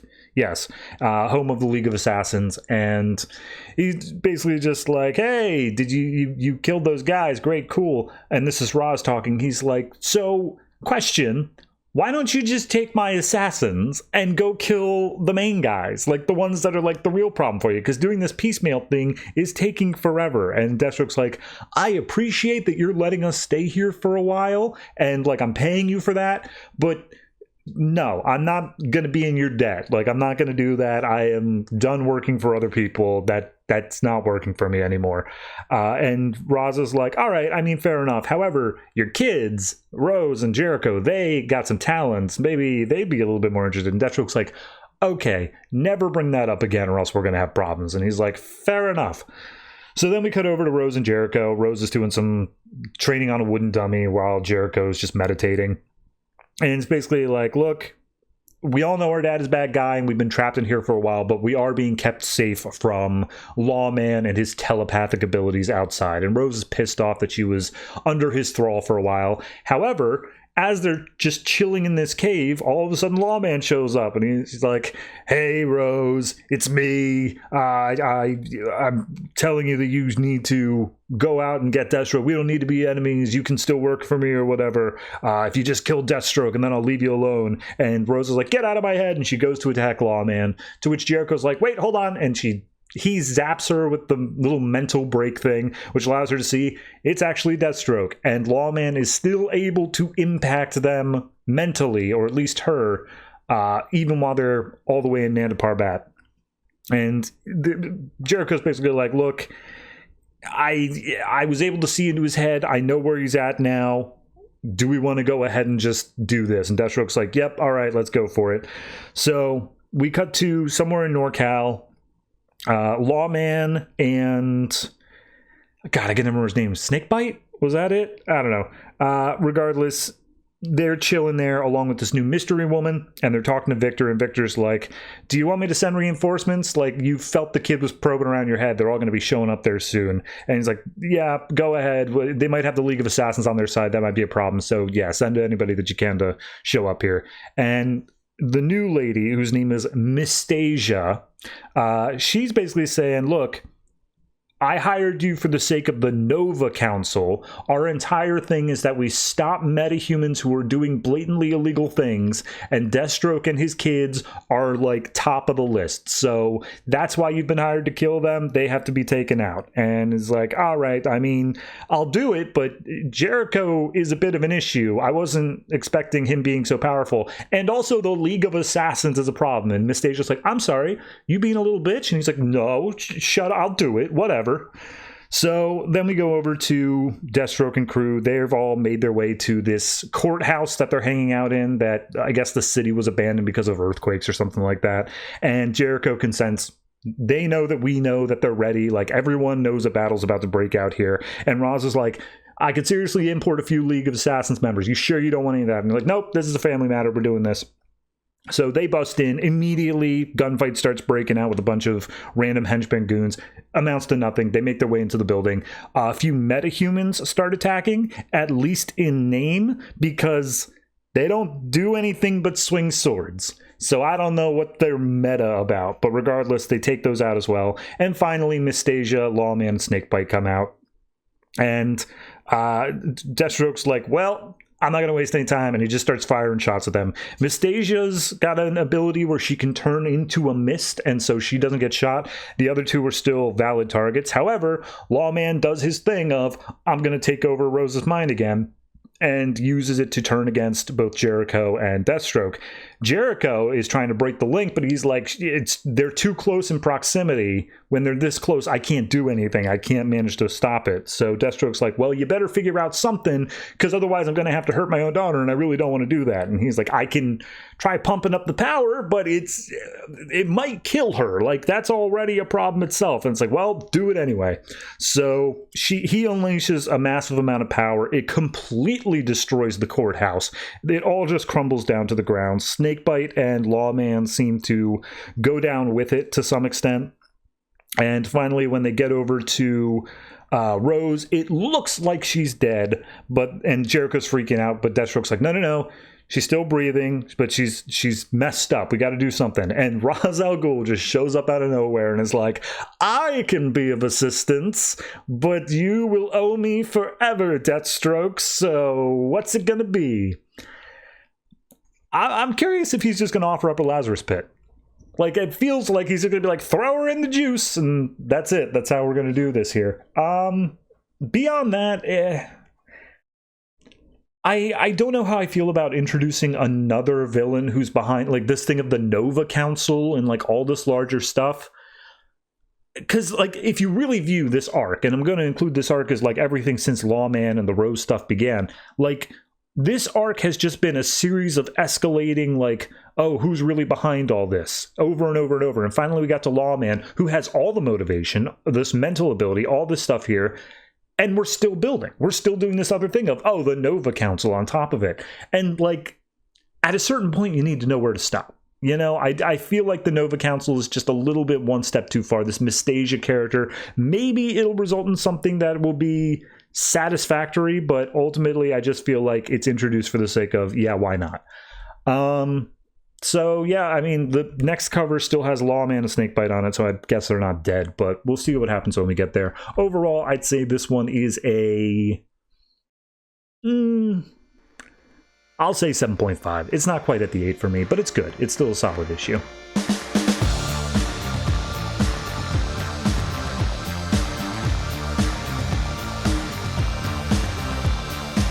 Suicide Squad Most Wanted number 5, the Deadshot story, written by Brian Buccellato, art by Victor Bogdanovich. So, last issue, after Mr. Will Evans went off the reservation, Amanda went to go talk to the original Deadshot Floyd, and wouldn't you know it, he's not in his cell. How'd he get out? So, we open up with the surveillance footage. And Amanda's like, all right, look, you guys are incompetent. Clearly somebody screwed up. Roll back the past, like, several days of footage, 3 times speed. And we see all the different things that Floyd was doing. Amanda points out some irregularities, like, why is he getting multiple foods? Like, he's getting multiple meals. And guys like, he's fat. Like, I don't know what to say. He eats a lot. It wasn't against the rules, so we allowed him to have it. And then we see more working out. All of a sudden, the lights cut out. And Amanda's like, why are the lights out? And it's like, oh, doctor's orders. Ever since his accidents, his injuries, he says that he gets migraines. And again, nothing said that that was incorrect. And Amanda's like, and we don't have night vision on these cameras? And it's like, no. So it comes back on. We see he's like messing with the plumbing, doing whatever. And eventually, as he's talking to the guard, he's saying, oh, hey, you got to let me borrow your phone so I can call a plumber. And the guy's like, well, first off, we don't even get signal down here. To which Amanda's like, okay, so we gave him information that he's underground. That's a problem. And then we see that he puts together, using the utensils from his multiple meals, some makeshift scalpels and whatnot. And he manages to cut out the bomb in his neck and plants it against the door and manages to explode his way out. And in doing so, the feed cuts out. Apparently, he also erased it. And it's like, all right, so he couldn't have gotten far. Cutting that deep into your neck absolutely is going to cause you to bleed out. So let's take a look. However, when they go back to the cell, they find out that the guard who was standing outside his cell is actually tied up and bound in there, missing all of his clothes, including his helmet. And Amanda realizes that son of a bitch, he walked right past me. And we see a glimpse of Amanda walking past a guard, and we cut to Deadshot's perspective, like, I could have killed her right then and there. I probably would have, but I have bigger fish I need to fry, and trust me, I'm coming back for her. So he heads out. Harley notices, like, he says something to Harley, and Harley gives a little smirk, and Amanda's like, well, I'm going to let him think he's in control for a while, and I'm going to do everything I can to bring him back. So we see that he checks in at a laundromat that I guess he had some clothes stashed at, or a costume or whatnot. He gets in there, gets it, checks into a hotel, and he's looking for the place where I guess his daughter was left at. And I don't know how exactly he found it, but he did. As he goes up to the building, there's a little kid there saying, like, excuse me, can I help you? And he's like, is your mother here? And he's just like, yeah, she's not here. What do you want? And as he looks in, he sees his daughter, whose name I believe is Suichin. I could be wrong on that. But she recognizes him and just like, oh, Floyd, mom said you'd be back. And he brought along a little panda toy, and he's like, oh, it's your favorite animal, right? And she's like, close, koalas. And it's like, well, they're both bears. And it's like, no, koalas are marsupials, but, you know, great. So he's like, oh, how did you know I would come? And it's like, oh, well, mommy said you would. And they have a nice little moment here where it's just like, hey, look, I promise I would have been here sooner if I could have, but like, you know, mom told you that I was having some issues, right? And he's like, yeah, she said that. And he's like, look, what would you say if we could live together? Where would you want to live? And she's like, oh, Australia. And it's like, because of the koalas. And it's like, also other things. I promise we'll do that. We will leave immediately, but I need to go take care of one last thing, and then I'll come back. And she's like, oh, well, can I come with you? And he's like, not for this thing, but trust me, we're going to go to Australia. So, of course, Amanda thought to tag the daughter. They realize that Floyd went to pick her up. However, they don't act right then because they still need Floyd to take care of Will Evans because you need one Deadshot to take out another. So Harley's keeping an eye on Evans, and then Amanda calls in a full media blitz. Cut to a dock deal where a bunch of drugs and diamonds and stuff like that are being traded for money. And as it's going on, Floyd pops in full Deadshot gear. He's like, hey, I need your guys' cash. Give it to me now, and I promise I won't kill any of you. If a single one of you pulls a weapon, though, you're straight up all dead. And the one guy's just like, okay, Jesus, we'll play ball. Like, we take whatever you want. Because he realizes they're not playing around. But then, like, everyone else doesn't get the memo. And he's like, no, you idiots. And Deadshot just murders them all and takes all the money. And he's like, you stupid idiots. So we then see Will Evans. He got hired for a contract to kill this billionaire dude on a boat. And he's like, oh, it was an impossible shot. 2 moving boats, different speeds. He was on the 4th floor. I was down on a little dinghy. Like, it was the most beautiful thing you've ever seen. Definitely worth the $10 million contract you took out. And he is like, fair enough, but we're only paying you $3 million. And he's like, I was what? And he's like, yeah, we hired you because you build yourself as Deadshot, but you're not Deadshot. Like, you're not him, so you get $3 million for the task. And he's like, excuse me, I am Deadshot. I took his title. I killed him. To which point the guy flips around the laptop and says, turns out no. And we see there's a wanted poster, Floyd Lawton wanted for murder. And Will Evans is like, regardless, I still did the deal as Deadshot. You owe me $10 million. He's like, if you shoot me, you won't get the $3 million that I'm offering you up. And Will Evans just shoots the guy being like, it's worth 10. You owe me 10. And as he sees Floyd is still out there, he's like, gonna make me finish the job? All right, let's do it. So Floyd, now with the money, he's like, I'm out. I'm ready to go. He shaves his face, changes his look, goes full, like, looks like he came straight out of Portland, Oregon. And as he walks back into the building, he sees the door has been shot up. And inside there is a lot of blood stains, a lot of dead people, and the severed head of that panda doll with a note stabbed into it saying, Floyd, your life for hers. And Floyd is pissed off. So, yeah. I don't know how it's going to turn out. I'd imagine Floyd ends back up in the Suicide Squad, but maybe with a little bit more self-determination of his daughter's in a better place or something. Not dead. I realize how that sounds, but, you know, maybe not in whatever this sort of like halfway house was. So, no, it's solid. I really do like the art style. I think the pacing in this issue was also really good. So I don't really have any negative notes. It's just a matter of we're building up to the finale. And there is an aspect where I want to see Floyd succeed. I want to see him get out of this and be able to, like, just live his life separate from everything else that happened. But that's more for the sake of the daughter than it is for him. Because, again, he is a heartless son of a bitch when it came down to issue, like, 3 of this book. So, yeah. I'm going to say 8. I think it's up to the 8 for me. I'm really enjoying this one, and I'm looking to see how it wraps up.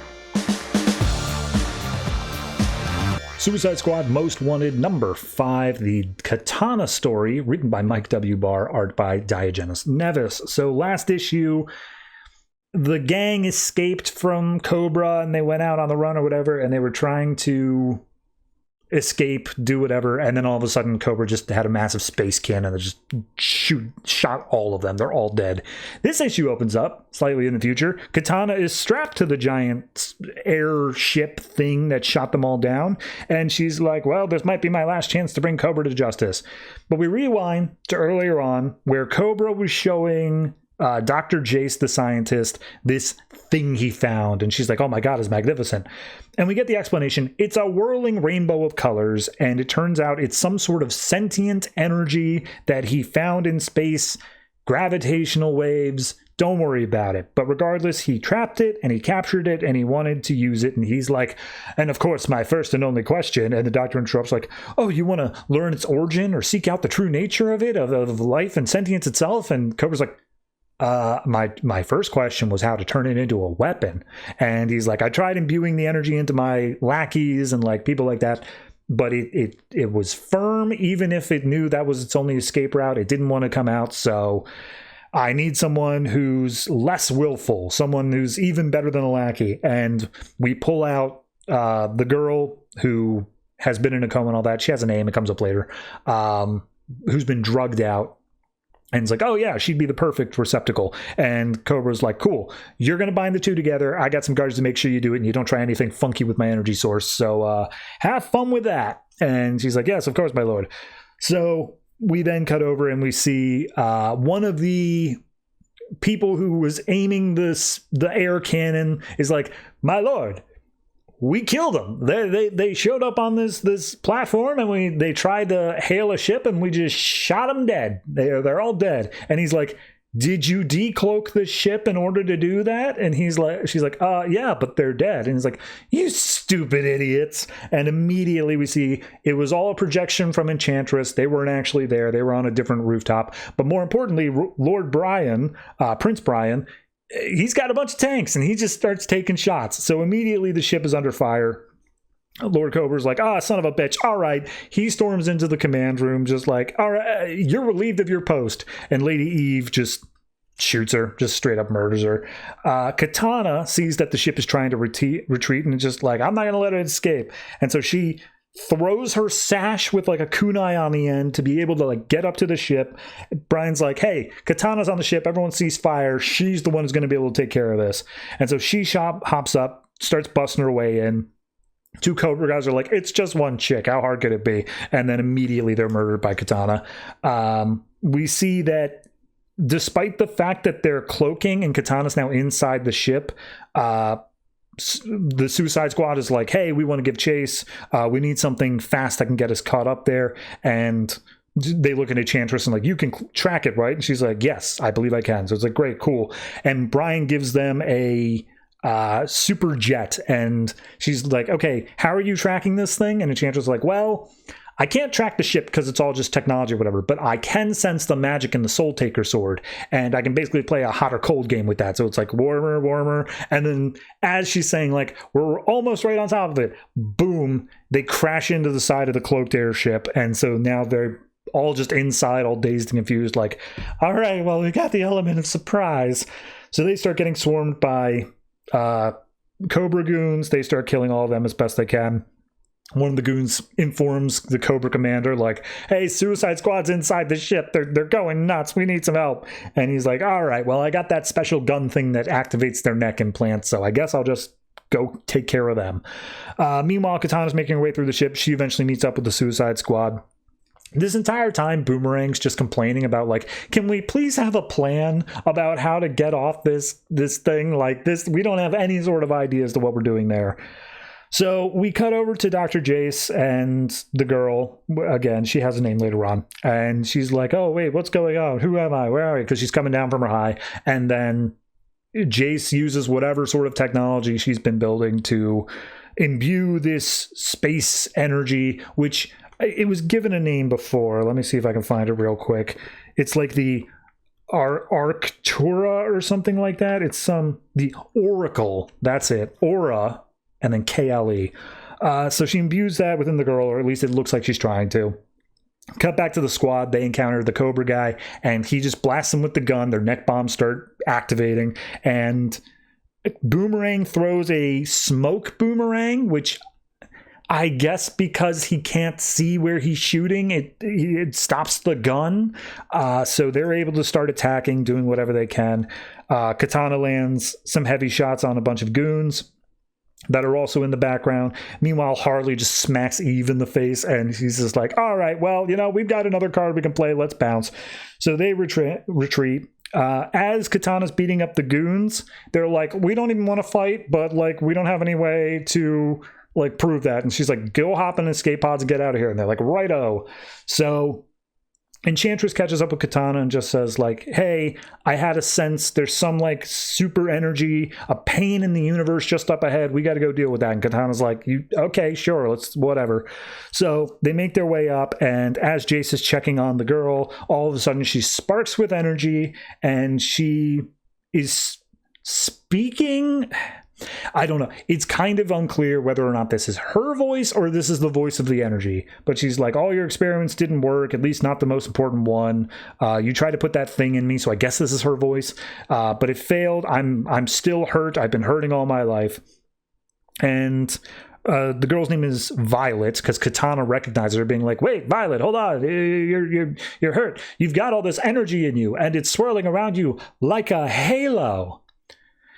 If you didn't know, this is a pre-Flashpoint character named Halo.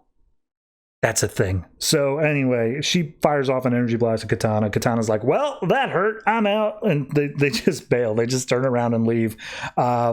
Cobra's like, oh, I've got you in my sights now. And Katana's like, hold the phone, because whatever it is you want to do, we got bigger problems in there we need to deal with. And the door just blows off its hinges, and Cobra's like, well, I've learned something from my enemies. And we see he blasts her with the neck bomb gun, and it turns out she had a neck bomb put in as well, as kind of a safety precaution for Cobra. And as he's trying to activate it, she just grabs her neck, rips it out, and throws it over at them. Katana deflects it, and Cobra's like, okay, yeah, no, I'm out of ideas. Or sorry, Cobra's like that. He's like, I'm out of ideas. Katana, what do you got? And Katana's like, okay, we can figure something out here. Meanwhile, Halo comes out, and she just falls flat on her face. The energy's burning through her. It's too much, and Katana's like, this might be her only shot. And she comes up with the Soul Taker blade and just like, wait a minute, hold on. The spirits of my blade, they're saying something. And then all of a sudden, Halo's eyes start glowing, energy starts shooting out, and now it's the energy that's talking, saying, all we wanted was to restore unity and take back the energy that you stole, but then you caused us pain, and now we want revenge. So all of the stuff, everything we've been dealing with in regards to Cobra and all this other Katana stuff, who cares? Doesn't matter. Now we got Halo, a big old universal energy threat. And of course, this is all, for anyone who doesn't know their DC history, this is all just set up for the outsiders. Katana was on that team. Byron was Geoforce. Halo was on there. It's all just outsiders. So whether or not it turns into anything in the Rebirth era, it doesn't, but it could. Yeah, no, it's fine. It's a fine enough issue. I think it does a good job with Halo. It's like an introduction, but I do wish this may have been, I don't know, seeded a little bit more throughout the book, because it has been so much on this, Cobra taking over territory, whatever. And in this issue, he just says, yeah, all that was a facade. I don't care about any of that. It was just so I could like abduct you and nobody would question it. So, I'm going to say art's good. I like the reveal. 7.5. It still has to overcome the Suicide Squad Katana bias that I have, where I'm like, don't involve Suicide Squad in all your books, even one that's labeled Suicide Squad, but at this point it's more of a Katana book than anything else. And then Katana herself just have problems. So 7.5, still good for what it is, but just not great.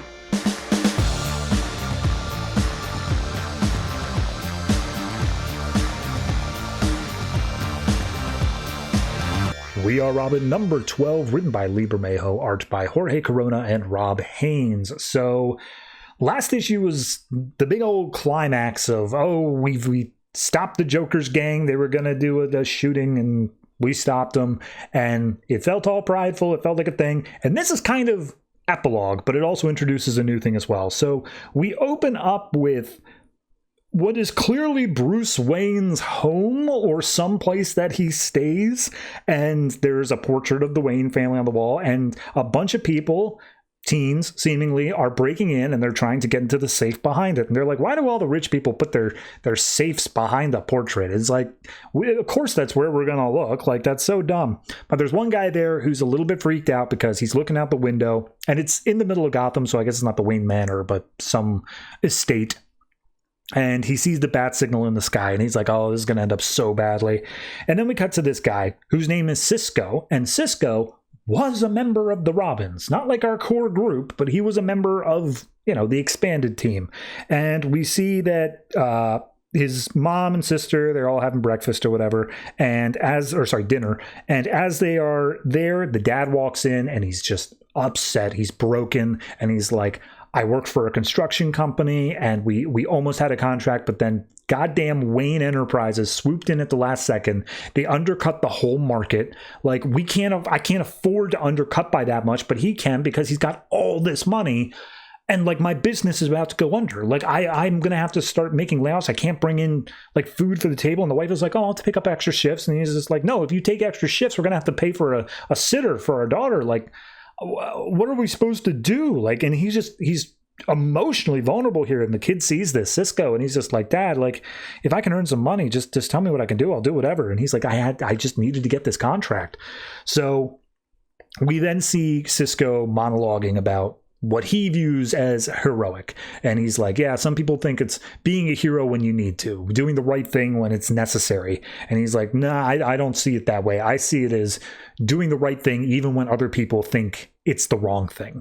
Being able to stand up and know that you're doing something that is good despite the personal consequences it might bring. And we see that he walks past the Wayne Court building and ends up at this Chinese restaurant where a couple of hoodlums are hanging out. And he's just like, oh, hey, did Iggy send you, or Tony or whatever? And he's like, yeah, he said that you guys would know how to make some like serious money. And it's like, yep, and it's super illegal. And he's like, whoa, hold on, I didn't know we'd be doing anything illegal. And they're like, you literally talked to a guy named Tony who sent you here to talk to, like, what did you think this was going to be? He's like, I don't know, but like, I got it. I don't think this is right for me. And as he's walking away, I was just like, oh yeah, no, that's fair. By the way, you look pretty slim, pretty fit. And how old are you? He's like, I'm 17. And he's like, oh, well, see, you'd be doing juvie anyway. But here's the thing. We just need one guy to break in and get in through the vents. And if we could do that, we got the biggest money in Gotham. And he's like, nope, not interested. And as soon as he's walking away, he's like, yeah, we're hitting up Wayne. And he's like, go on. So we then cut to yesterday.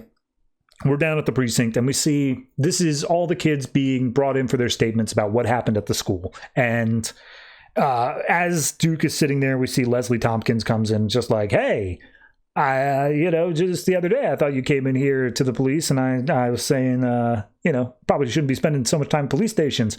And I was disappointed to hear that you were down here, but when I heard the reason that you saved the school and did all those cool things, I was relieved, and I feel like you're doing the right thing now. And he's like, yeah, I'm trying to make some improvements and all that sort of stuff. And as we walk through the police precinct, we see all the other different Robins and interacting with their families, or lack thereof in the case of Dre. But he's like, yeah, I wish you would have trusted me more. And he's like, well, I'm see you're making some very positive changes in your life, and that's good. And Duke's like, yeah, I don't think conflict can be avoided, but I do think that's the resolution that interests me. And Tompkins like, that's really great. That's good to see. And Duke is like, so, hey, would you like to meet my parents? Like, I'd be honored to have you see them. And we cut across Rico, Dre, Izzy, Dax, all of them have a moment with their parents, and some of them are better. Izzy, of course, has been having problems with her mom, but the mom like reaches out and holds her daughter's hand as they're heading back home. And Dre, however, his parents, or at least his mom, who's dating now, he's not so happy with that, so he ends up storming off. He's still a little bit of a loner there. We then cut to tonight, where we see that Sugar, who is one of the Robins as well, more of a computer-based one, gets messages from Cisco, who goes by the name Redbird, and says, hey, you were always someone who I thought was cool in the Robins, and like, I know the Robins are basically disbanded now, we're all doing our own thing, it's whatever there.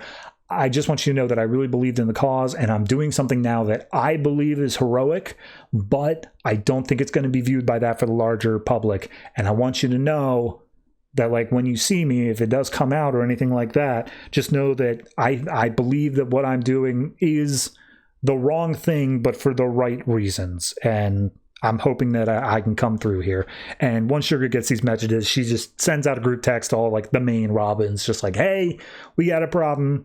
Cisco, I think he's wrapped up in something. We got to be able to take care of him. Everyone meet up at Ace Chemicals. And when they get to Ace Chemicals, we see everyone's adopted a new look. They all have effectively ditched the idea of being Robins. They've all got their own stuff going on. Some of them still have like the red and green color scheme, but they're all doing their own thing. And Sugar shows up in her own suit as well, and everyone's like, oh, hey, yeah, you look good. It's like, whatever. It's like, please, I don't want to deal with this. Just everyone hear me out. And she shares the text about Cisco, all that sort of stuff, and saying how he's breaking into the Wayne building. And they're like, he's committing a crime. Why should we look out for him? Like, he's ditching our moral values or whatever. And Sugar's like, he's one of us, and whatever he's going through right now, that's exactly why we need to be able to come and aid him. We need to be on his side. It's protecting friends from themselves.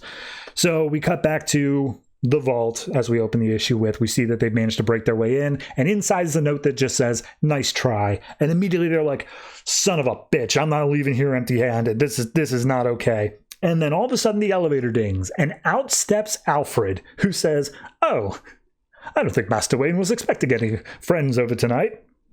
And we see, they get in Alfred's face. They're like, oh, if you want to live to tell your employer what happened, you better listen to us. And they pull out a gun. They aim it at Alfred. Cisco's in the back like, what the hell? This was not on the docket. We were not talking about potential murder or anything like that. And another one pulls out a gun and aims it at Cisco and just like, you're too weak for this, and your reliability now. We got problems. Meanwhile, this whole time, we see down on the ground level, all of the Robins have got their grappling guns from Dax, and they're like, all right, let's do this. And they start scaling up the side of the building. When they get up to the top, we see that Cisco's been brought out to the balcony. They're threatening to like push him over the edge, just being like, oh, you want out? This is your way out. You better take it. And the Robins jump up, start kicking heads, doing whatever they can. The burglars are taking shots, to which they're dodging around pretty expertly there. And they're like, stop firing. Guns suck. They're the weapon of the enemy. So they manage to kick the crap out of the guy on the balcony. Meanwhile, Dre heads inside and starts trying to take care of the people threatening Alfred. Alfred's just like, oh no, I'm so scared. And yeah, they manage to disarm these guys after a few more shots are taken. And it almost hits a few people, but they manage to dodge out of the way. And finally, we see a couple of them are down for the count, but one of them still has a gun trained on Alfred. And the elevator opens back up again. We see the doorman of the building. He apparently was in on this whole thing. And the burglar's like, hey, you got to get me out of here. Let's go. And Duke is like, okay, just leave. Like, head out. As long as you don't shoot anyone else, like, by all means, go ahead. You don't need to take Alfred with you. And he's like, yeah, fine, whatever. And he shoves Alfred away, hops in the elevator, and he's just like, that was an interesting way to pass the evening. Fair enough. Good job handling that to all of you. And they're just like, oh, and they're all a little upset with Duke. Like, what do you just let him go? And just like, it's better than having him get shot. And, we didn't want anything else happening there. And one of them points out, like, hey, we can still beat them downstairs. Like, we could just get down before them. To which Alfred's like, oh yes, absolutely. You seem to be well equipped to beat them off and go to ground level. And as they're talking about like ways to do it, one of them looks over at the balcony and sees Cisco there. Like, okay, one or two of us should stay back and help Cisco out, making sure that he's okay. The rest of us, how are we going to get down there fast enough? And Alfred's like, actually, Master Wayne has an interest in extreme sports. And he moves a bookshelf aside to reveal a whole bunch of base jumping gear, to which all the kids are like, okay, all right, we can make this work. So they start slapping on, and then Duke goes aside with Alfred and says, sure is real lucky that Mr. Wayne had all of this base jumping gear here, right? And Alfred's like, absolutely, it was truly serendipitous. And he's just like, well, tell him thanks for everything. And also, you look better without the fake beard and mustache. Mr. Pennyworth, and gives him a wink, and he's like, yeah, Duke at least figured it out that he's the guy who put together the Robins and all that sort of stuff, and he probably that, Batman is Batman.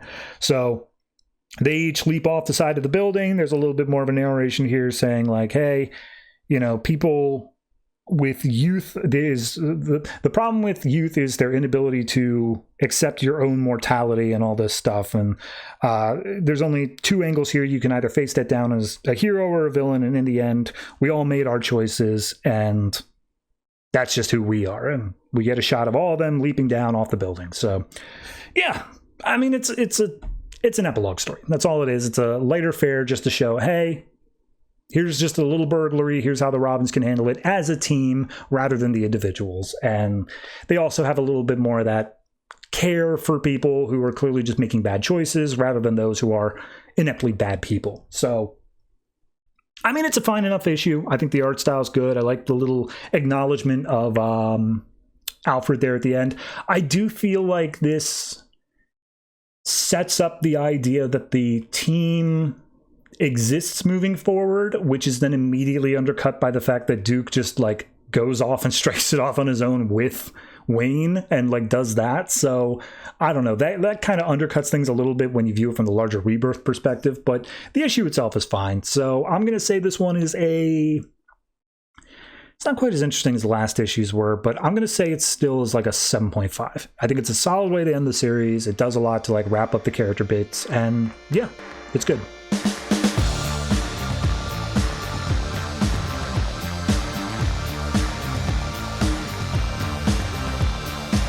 Cyborg number 11, written by Marv Wolfman, art by Felipe Watanabe, Daniel HDR, and Julio Ferreira. So kind of just its own separate thing, a little standalone story, but I really like this one for some reason. So we open up with Cyborg having to undergo some diagnostics and like all this stuff here.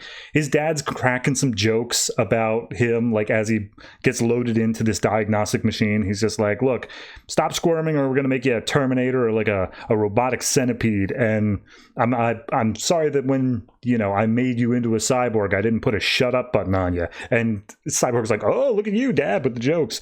So he gets loaded in, and it says that this thing's going to take like 24 hours. It's a full diagnostic. It's a whole thing. So we got to really run this thing down here. And they talk briefly about where Sarah is, the girl that Cyborg is interested in Star Labs. And turns out she was in some sort of conference in, I think, Berlin.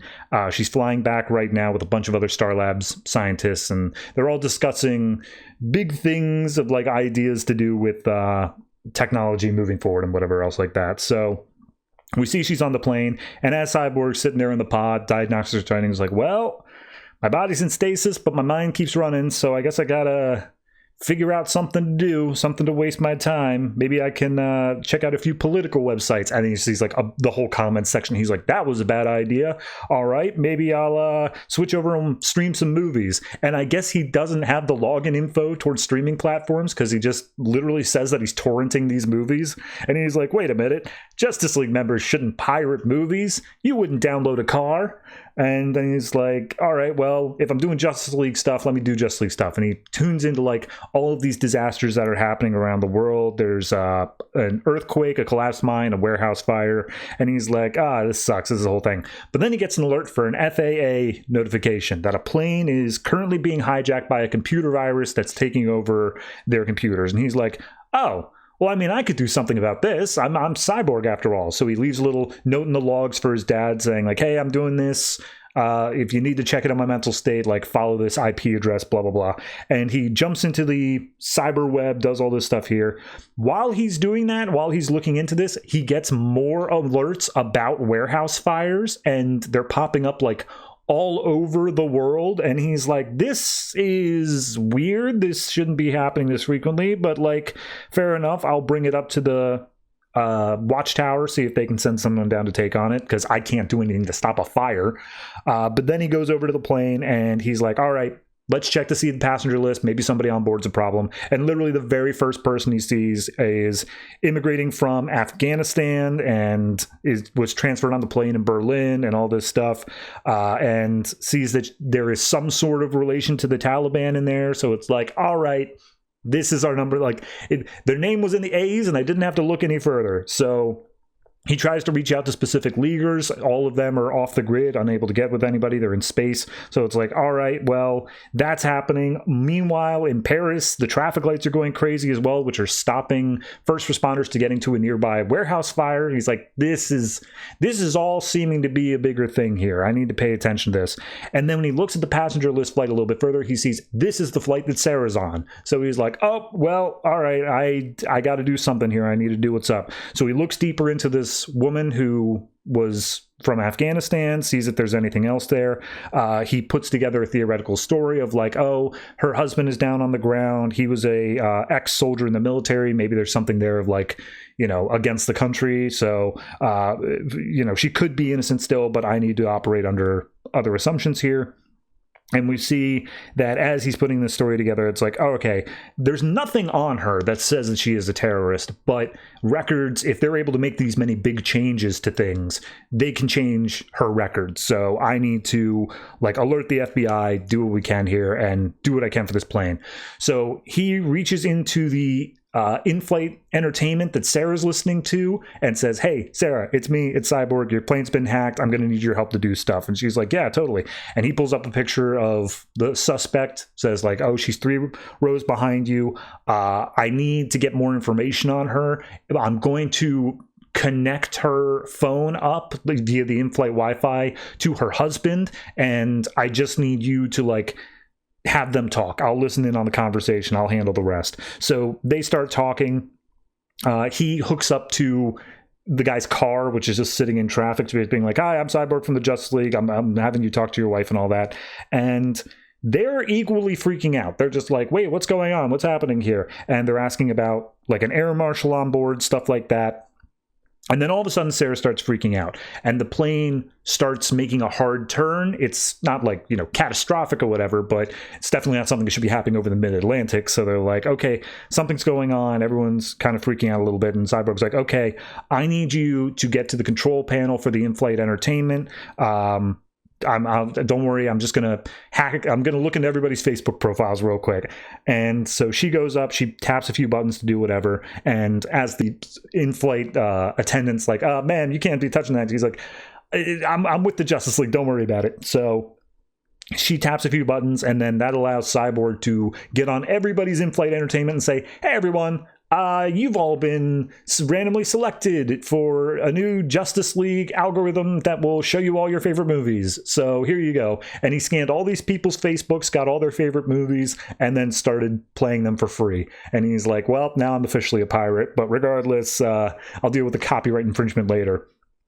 So he now sees that there are 7 warehouse fires going on around the world, and he's like, okay, while I'm dealing with the plane stuff, they've got a massive firewall I'm trying to break through, but let me take a look at what's going on with these warehouse fires. And he sees that some of them have, based on hacked security cameras, drugs, other ones have weapons. All of these are warehouses where crime things are happening, counterfeiting, stuff like that.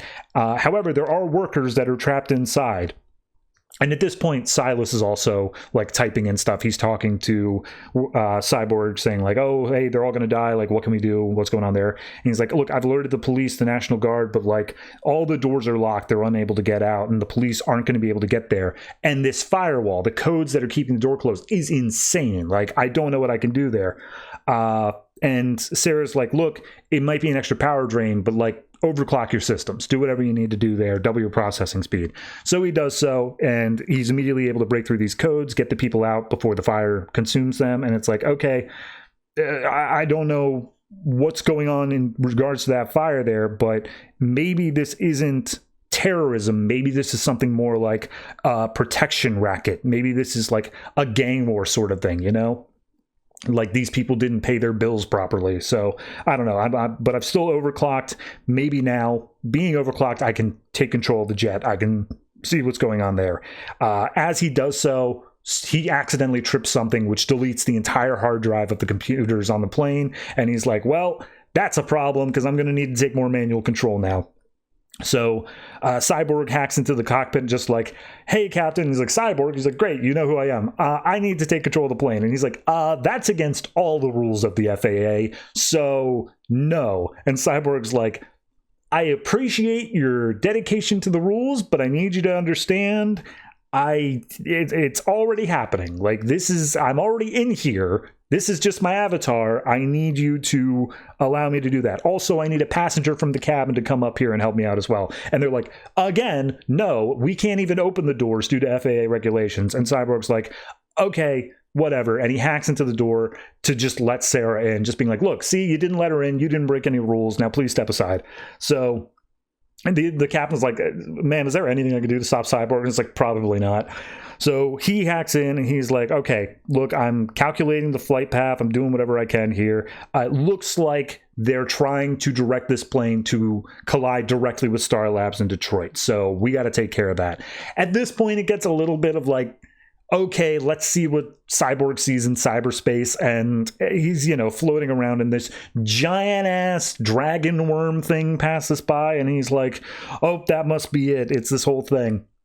And finally, the whole picture comes into play where this plane specifically is being targeted because the seminar that all these people were coming to was about stopping this encryption software or this decryption software that was going to let like somebody get a backdoor into basically anything. And it was all going to be put into effect rather quickly when the Star Labs people got back, and it would have stopped them from being able to take control of all these different things and doing whatever. And of course, it all falls back on the darknet.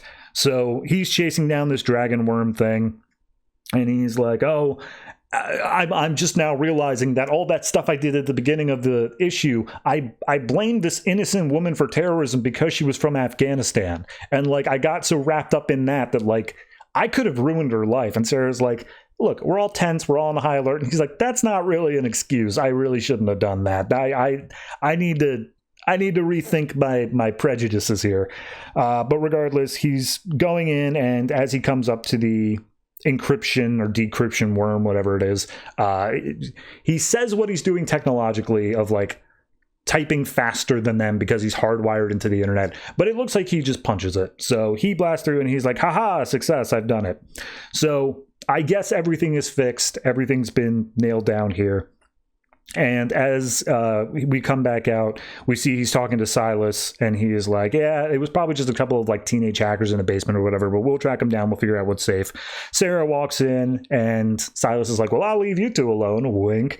And it's like, hey, yeah, I thanks for everything you did up there, Sarah, but also like I am still shaken up by the fact that I blamed an innocent woman. She just wanted to come here and visit her husband and see him. Like, I shouldn't have fallen into that sort of prejudice or whatever. And she's like, oh, well, you're only human. And he's like, I mean, I just did all that stuff, and that only took like 20 minutes out of my 24-hour cycle. So human is debatable, but hey, as long as you're here, you want to help keep me distracted? Wink. And she's like, I think I can. Wink.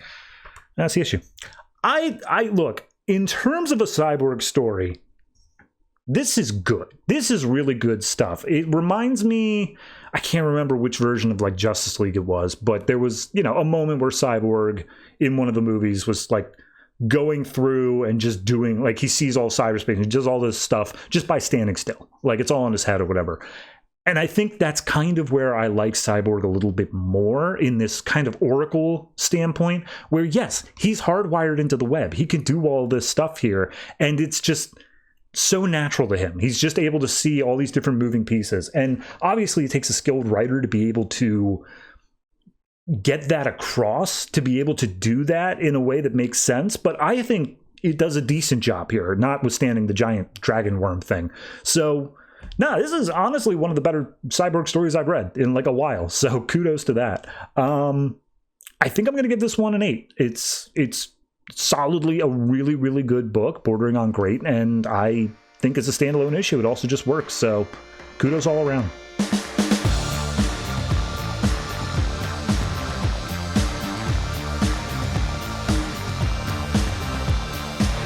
Teen Titans number 20, written by Tony Bedard, art by Ian Churchill, beginning a new arc here, and we open up with memes, but like look, I'm not great at the time scale of memes, but this is random image, impact font, top and bottom. So we open with Lex Luthor, and it says, owns Metropolis, can't even evict illegal alien.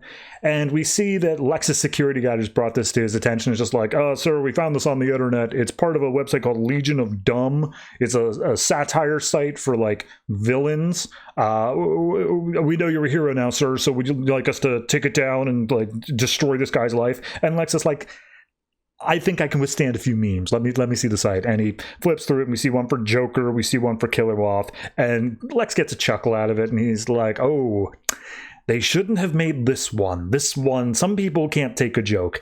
Cut to Monsieur Mala and the Brain. For anyone who doesn't know, the Brain is a brain in a jar, and Monsieur Mala is a sentient gorilla, and they are in somewhat of a relationship. And we see the Brain has a meme that says they said I could be anything I wanted, so I chose a brain in a pickle jar. And Monsieur Mala is pissed. He's throwing stuff, and he's just like, how dare they make fun of you, Brain? And Brain is like, dude, I don't care. We have so many more important things to worry about. And he's just like, oh, you're dismissing my emotions again, just like you always do. And he's just like, hey, look, I care about you. You know I do. But like, it's an internet troll. Why are you getting worked up over this? He's like, okay, fine. Maybe you don't need me to go kick that guy's ass, but maybe I want to. Did you ever consider that? That maybe I wanted to kick this guy's ass. And he like pouts for a minute, and Brain's like, okay, fine, we can go kick this guy's ass. I see it means a lot to you. He's like, you mean it? And he's like, yeah, that's fine. Like, get your gun, whatever you want to do. And he's like, yes, thank you so much. So they get prepped to go kick some internet troll's ass.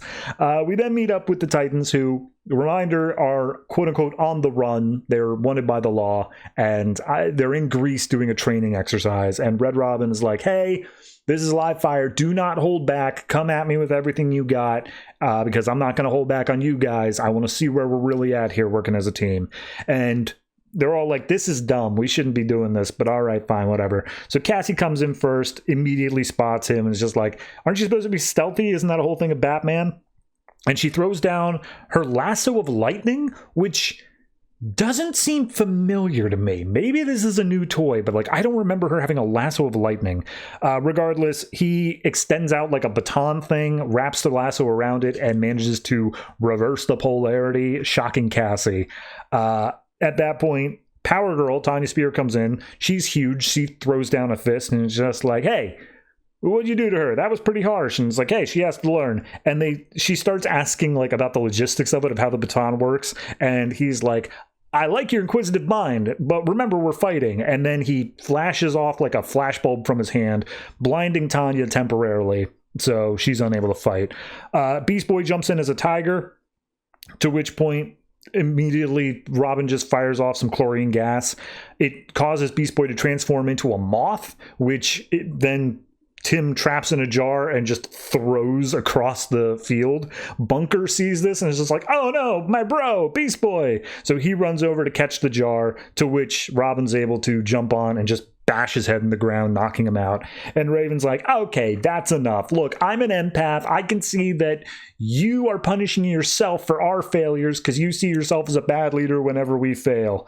And Red Robin's like, yeah, sure, whatever, but like, you all need to learn to fight. And they're all getting up, they're all fixing whatever was wrong with them, and it's just like, you just like completely took us out, man. We're humiliated. Like, you don't even have any powers. And Red Robin's like, yeah, that's the point. You guys are only going to improve if you recognize your vulnerabilities. Like, you're not working as a team as properly as you should be. And, you know, one of them calls out the fact, it's like, well, yeah, you got files on us. You know all of our vulnerabilities. Like, normal people won't.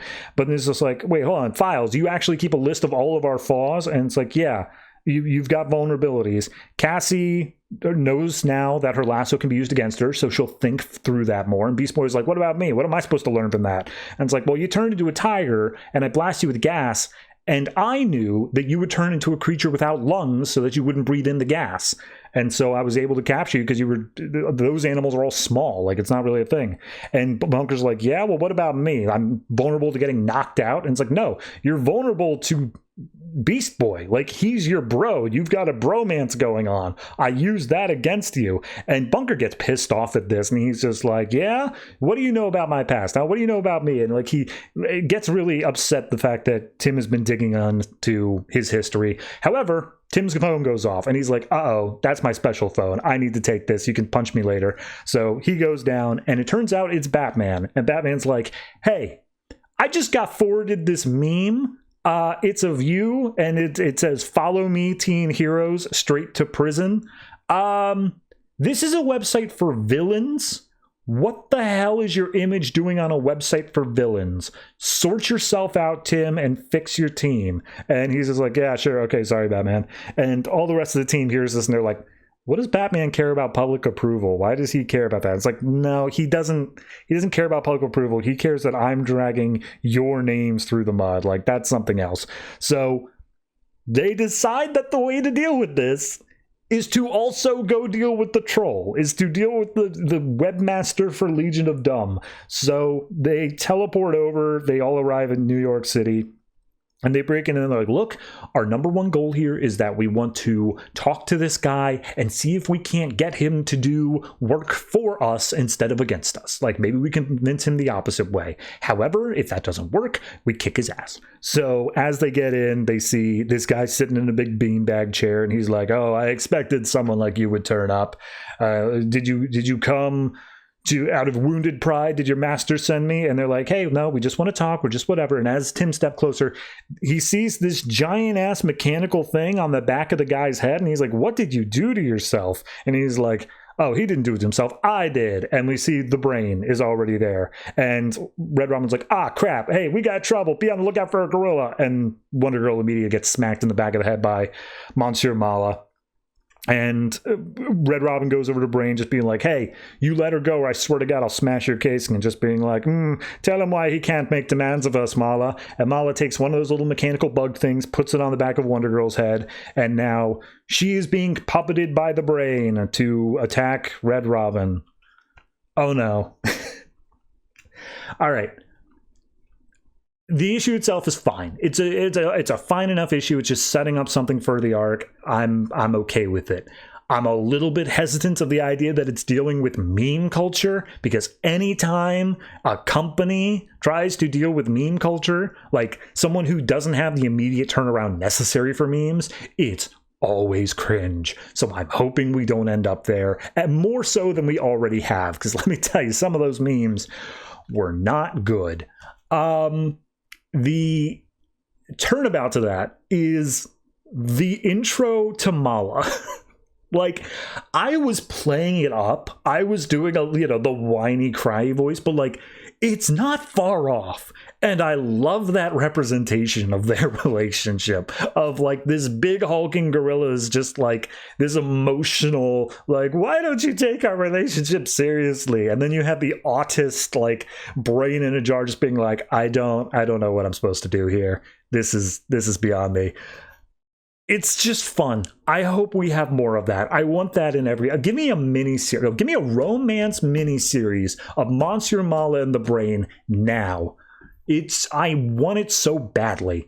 But no, beyond that, it's a perfectly fine issue. It just feels more of this idea of like, oh no, they don't trust Red Robin because he's doing investigations or whatever behind their back. I don't know where we're going with that. Probably the same place we always do. But for the issue as a whole...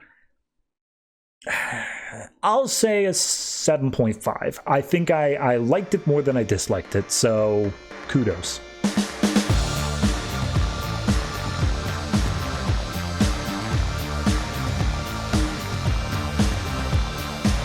Justice League 3001, number 12, written by Keith Giffen and J.M.D. Mateus, art by Colleen Duran and Timothy Green II. So, final issue of the series. Last issue we left off with the Legion of Doom showing up, and then the reveal that the new Eclipso is actually Terry, the brother of Flash. So, this issue picks up with Cadmus World 3 years ago. We see that Girl Terry and Boy Terry are there. Girl Terry's having just a little bit of a mental breakdown as Boy Terry's looking for him, or for her. And she's just like, we messed up, man. We've been trying to do this genetic stuff to get new Justice Leaguers, and we tried using the Green Lantern power, and we just watched a man melt to death. Like, that was a human being. We messed it up. And Boy Terry's like, he volunteered. He knew the risk. And it's just like, that's not the point, man. What are we doing here? And Boy Terry's like, we're trying to save the Commonwealth from the Five. Like, we need the Justice League to be able to do this. And a reminder for anyone else, even at this point, Boy Terry is a villain. He is with the Five. Like, all the stuff he's saying is lies because he's a dick. So yeah, she's just like, oh yeah, why are we doing this for? And it's just a back and forth where it's just Terry is trying to be pragmatic about this stuff, just saying like, look, we need the Justice League back. Ariel left. She was the one in charge of this. Now they've looked to us, the Wonder Twins. We've got to take care of this. We've got to be able to save the Commonwealth. And girl Terry's like upset. She doesn't want to keep doing it. But at the very last moment, come back just being like, look, it's our way. We got to do this the right way here. And if the fate of the Commonwealth is in our hands, then God help us all. So, we cut back to the fight, and I don't know what really to say about the fight. Suffice to say, the Legion of Doom seems to be getting their asses handed to them. It seems like the Justice League is taking the full thing, but Eclipso is standing there saying like, yes, continue to be beaten up by them, but leave the Flash for me. It's important that I'm the one who takes it out. And all like Wonder Woman's about to punch in Colossal Boy's head and just like, why are you doing this? You know, I could kill you. Just be like, it'd be an honor to be sacrificed for Lady Strix. It's like, fine, let's do it. Supergirl comes in and says, not that, we're not murderers, even if they are super evil. We're not murderers. We're not doing that. And Ice is like, I agree. I don't think that we should be murderers. Meanwhile, Fire's like, nah, kill them all. Let's do it. And then Batgirl's just being Batgirl, singing her theme tune, doing whatever. So eventually, as Eclipso is looking over this stuff, just being like, oh, my sister, Flash, I'll kill you again. And this time you'll stay dead. And then a little visage of Lady Styx appears behind him and just like, I'm sorry, you said what? Didn't I specifically say to you, do not kill the Flash because I've got plans? And he's just like, oh, right, yeah, you know, I just got caught up in the moment. Don't worry, I swear I won't. I promise I won't do the thing. He's like, yeah, you sure? Because like, I'll totally just straight up murder you if that's the case. He'd be like, yeah, no, I won't do it. So another flashback, we see the creation of Superman.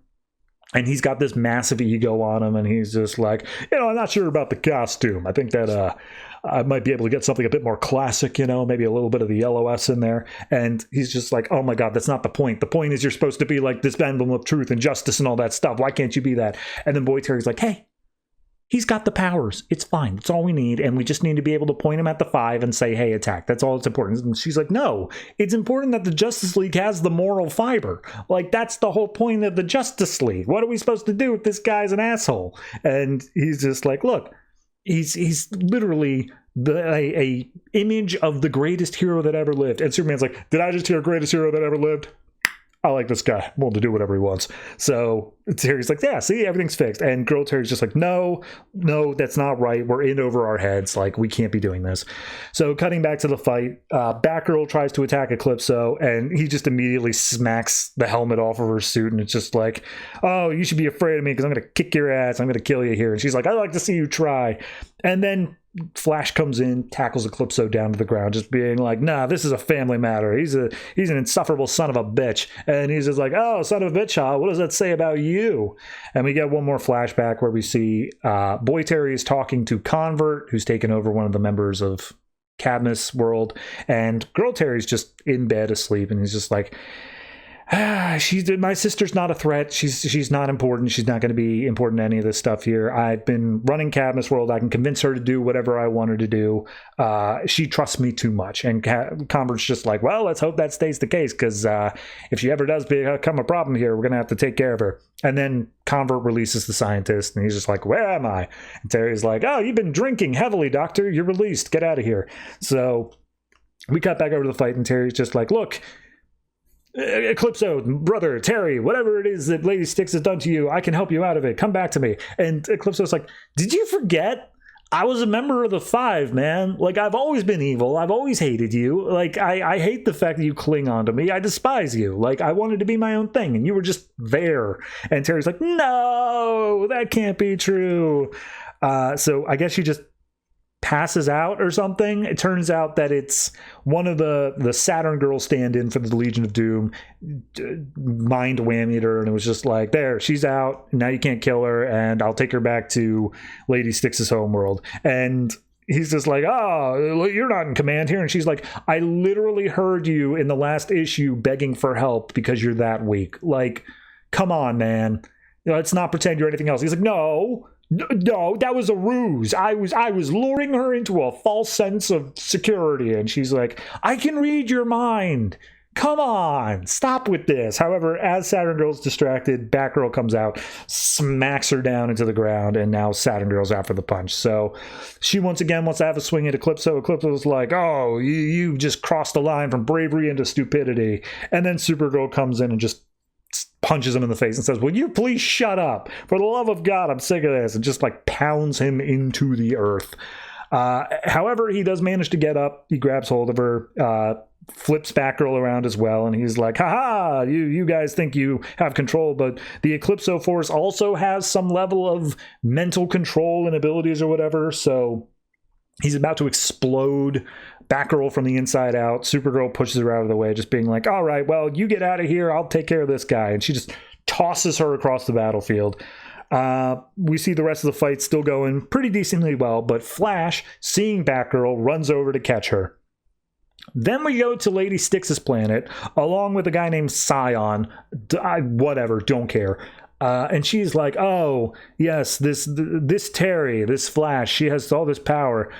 She could have her mind ripped apart, but she held back, and all this stuff. And long story short, it turns out that Lady Styx wants this Flash to be alive and also transformed Boy Terry into Eclipso because she is their biological mother. And she's saying, yes, that is my daughter. She has a place in my plans, but I need more time for those plans to gestate, and this is getting a little bit out of hand here. So therefore, I will make more time. And she waves her hand, and we see over on the battlefield Terry and Batgirl, who are now, she's holding Batgirl after catching her, are teleported through time and space in order to just take them off the battlefield while Lady Styx's plans come to fruition. And Scion says, where did you send her? And says, oh, to a more primitive era when your own mother and father were in their prime. And we see that they are teleported into Times Square in the 21st century during, I guess, main continuity times. And Batgirl immediately recognizes it, says like, oh my God, I'll get to meet the real Batman. This is awesome. And it says, to be continued, ? And then one final panel of Larfleeze and Nork, who were in the last issue, and they just comment on, wait, weren't we supposed to be in this book? And Larfleeze says, I don't star in canceled comic books.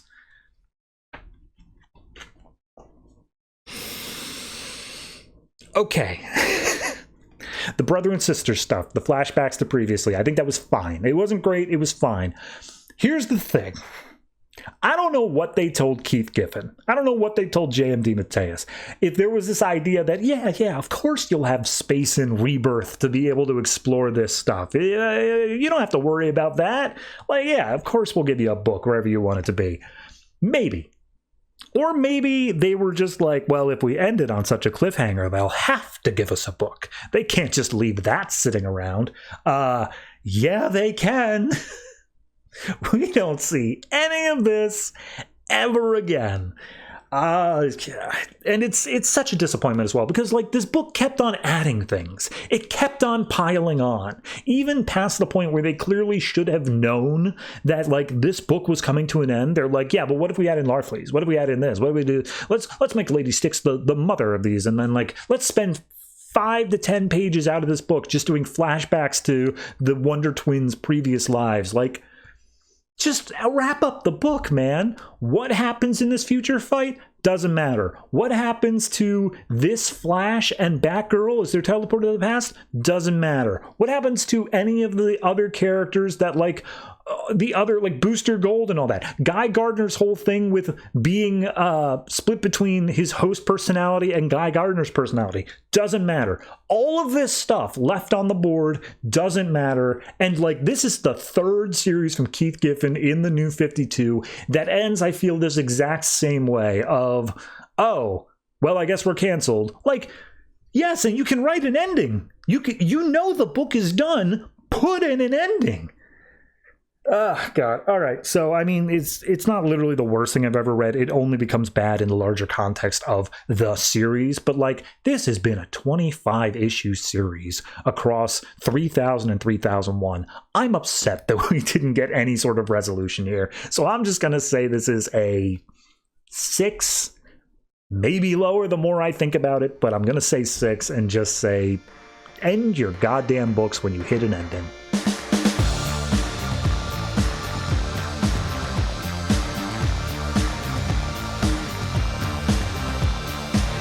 Justice League number 50, written by Jeff Johns, art by Jason Fabok. So, the end of the Darkseid War. Let's recap briefly as to, like, what kind of just happened. Grail has instigated this fight between the Anti-Monitor and Darkseid.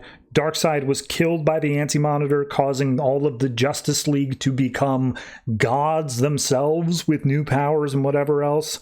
And then the Anti-Monitor, just last issue, was also killed by a new invention of Grail, which is anti-life embedded Steve Trevor. And the reason she did that was because she believed Steve Trevor was the first man to set foot on Paradise Island, which is part of a prophecy or something. Also, while all this is going on, the crime syndicate is around, and they're giving birth to Superwoman's baby. So that's happening. Anyway, this issue picks up. Steve Trevor is under the thrall of Grail. She immediately says, hey, go kill all the Justice League. And he goes, rah. And Wonder Woman's like, oh, but he's my friend. I can't let this happen. And immediately he tackles Wonder Woman. Wonder Woman's like, you got to shake it off, Steve. Don't let it control you. And he's like, I'm trying. And he's like, I can't. It's too much. And he fires off some energy beams. Like, it's just too much energy for him to control. They say, hey, Grail, I know why you're doing this, says Batman. You accomplish your mission, your father's dead, but you still want more power, like father, like daughter.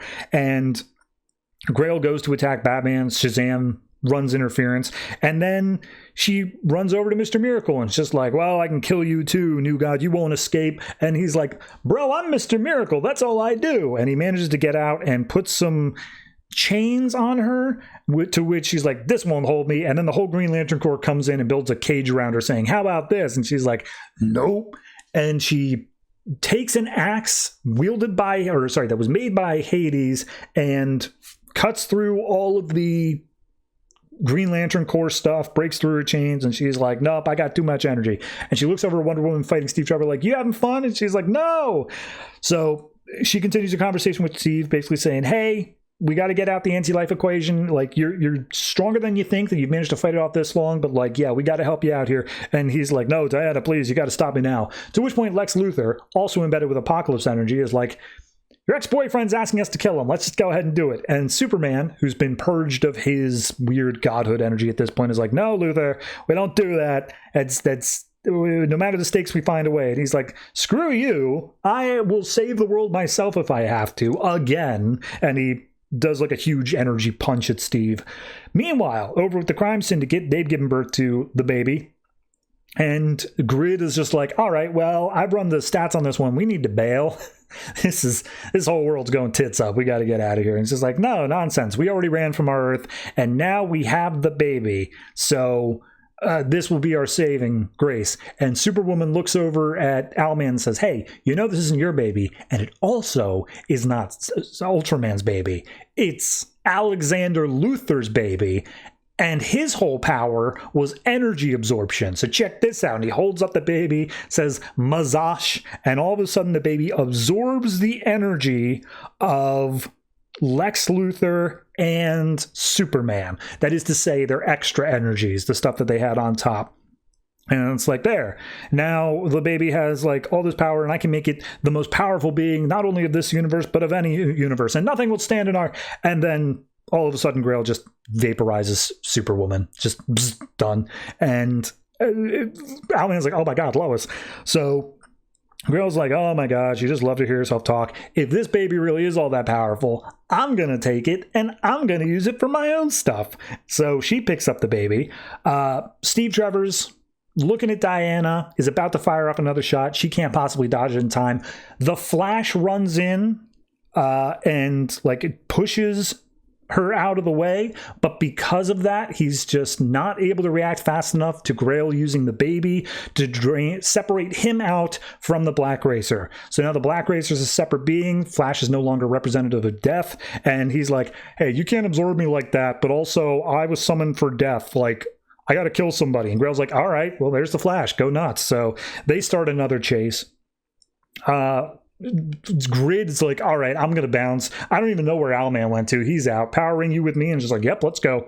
But Shazam comes over and says, hey, you're not going until my friends are free. And then because Shazam's distracted, Grail uses the power on Shazam, so he's also drained of something. I don't even know what, because the whole thing was that he just got a new set of gods. So it's not even like he has extra powers. He just has different. But I guess he's drained, and now he has whatever abilities.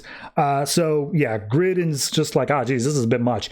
Meanwhile, inside of Powering, we see Jessica and Cyborg are watching on, and she's like, Cyborg, any luck on getting us out of here? And he's like, there's a lot of ones and zeros, but there's also like an imaginary number sort of thing going on, which is weird for binary, but the imaginary unit is fear. I don't know how to do that. And he's like, well, Barry's about to be killed. We got to do something. We got to jump in quick. And he's like, okay, I can read it. I can give you like 1 second before Volthoom takes back control. And she's like, that's all I need. So in that 1 second, we see Barry is about to be touched by the Black Racer. He hears a voice calling his name that is unfamiliar. Keep that in your back pocket. And then all of a sudden, Jessica manages to take control and jumps in the way of Flash and the Black Racer. Her life is taken instead, and Black Racer's like, all right, I'm out, bye. So he disappears. Everyone's kind of mourning over Jessica. Meanwhile, the fight is still going on. Like, it's still, Grail's still just chilling over there. Steve Trevor's still doing a thing, but all the Justice League just mourns for a minute over Jessica. And Grail's like, oh, I am Grail the God Killer, and I will kill you gods today. And the whole Justice League is like, what? We're not gods. We were never gods. Which is especially weird because Batman's still sitting on the chair and he still just does his thing there. Also, Mr. Miracle's there and he's actually a god. But regardless, they swoop in. They finally start trying to like take out Grail. They all focus on that. Marina Black is watching all this happen like, oh, I may have really messed up all this. This is kind of my fault. So as this is happening, Steve Trevor once again jumps in and Mr. Miracle's like, hey, Batman, ask the chair, how do we stop Grail? And he pings the chair just like, something about the prophecy of the first man. She's wrong. That is, Steve Trevor is not the first man. However, then the chair starts to overload. It starts to do too much for Batman. He's got too much knowledge. So he starts freaking out. And Grail is like, well, if that's the case, if I was wrong about Steve Trevor, then I don't need Steve Trevor. And so she aims the baby at Steve Trevor, absorbs the anti-life equation out of Steve, so now he's fine again. But then the baby, having now gotten apocalyptic energy, like the power of the gods, the anti-life equation, all this stuff, the baby just transforms into a new Darkseid. So, like full scale, brand new, totally their Darkseid, which is now under control of Grail, and says, sweet, Darkseid, go kill all of them. And he's just like, so, you know, Shazam tries to ask what's going on. Apparently it also is something of a Amazon ritual. Wonder Woman brings up that like you take the person that you've slain and you can imbue them in a new body. It's like zombie stuff. But regardless, she's like, well, all we can do is run. So they start moving away, doing what they can. Hal sees Bruce is still on the chair and is having some significant issues. And he's like, hey, Bruce, I've been telling you to get off that chair all day. I'm going to give you some help. So he rushes in. He takes off his ring and says, you need some extra willpower. The moment I slip this on, you need to focus and pull yourself off the chair. And he's just like, your ring, you'll die. And he's like, Batman's more important than Green Lantern. So he puts the ring on Bruce. There's a blast of green energy. Hal's okay, but he's being approached by Grail. It looks like he's about to be killed. And at that moment, Barda and a bunch of apocalyptic new gods come in, and they all start saying for Darkseid. So now the Darkseid is under the thrall of Grail. They're able to unite underneath each other to attack her. And she's just like, oh, you stupid bastards coming after me. Like, the father is my slave. I could do whatever I want. Batman's off the chair. He's safe now. However, as soon as he gets up, Owlman's like, and now it's my chair. Grid, download yourself into me. You're coming with me. And Grid's like, cool. And then they just teleport away. So they're off the board. We see Grail is firing off shots at the New Gods. Darkseid's firing off shots at the Justice League. They're doing whatever to fight each other. And then Marina Black steps up and says, I think I did bad mothering. I kept on pushing for her to be warlike and be ready for this battle, and now look at her. I think I messed up. And one of them's like, yep, you did. War should not be the first answer. It should always be the last. And she's like, fair enough. And then Grail comes in, tries to attack her mother, just being like, aren't you happy, mother? This is what you wanted for our entire lives. This is it. And Diana's like, hey, Grail, I still see you as a sister. And she's like, shut up, I hate you. So, Hal's still standing over the side. Bruce has got the Green Lantern ring, and he calls out to Diana saying, hey, the ring told me that the anti-life equation controls everything. It also has the power to control Darkseid. We have to separate it from Darkseid. That's how we fix this. Darkseid will be there, but it will reverse what Grail has done. So it's like, all right, fair enough. So they look at Grail, they bind Grail in the lasso of truth. Marina steps up and just like, hey, stop being a bitch. You got to do what's right. You got to do what's good. You can undo what you've done here. And she's like, no, mother, you wanted me to be good, but I'm just not. I'm the daughter of Darkseid. I'm just evil. That's what I am. And she's like, fair enough. Be evil then. Do it. Unleash all your hatred. Do what you got to do. And she opens her eyes, fires a shot straight through her mother's stomach. The shot continues on to hit Darkseid, and because of whatever, it separates out the anti-life equation from Darkseid, thus erasing all of it. It all goes back. So everything is now quiet. It's all settled out. Whatever happened to everyone that disappeared. Marina's lying dead on the battlefield, or dying at the very least. She calls over Diana. Before we get that, turns out Jessica didn't die. She took control for just a second, but before the Black Racer touched her, Volthoom reassumed control, and the Black Racer killed Volthoom. So Jessica is actually selected by a Green Lantern ring from the Corps for showing great courage, willpower, and she's now an official member of the Green Lantern Corps. To everyone's like, that's weird, but all right, cool. And even Hal's wondering, why is Earth getting another lantern? That seems like a lot. So Mr. Miracle goes over to Barda and says, hey, you came back. And she's like, yeah, but I made a deal with the female Furies that I joined them to fight it against Grail. So I got to go honor that. I'm sorry, Scott. One day we'll meet again. So she leaves.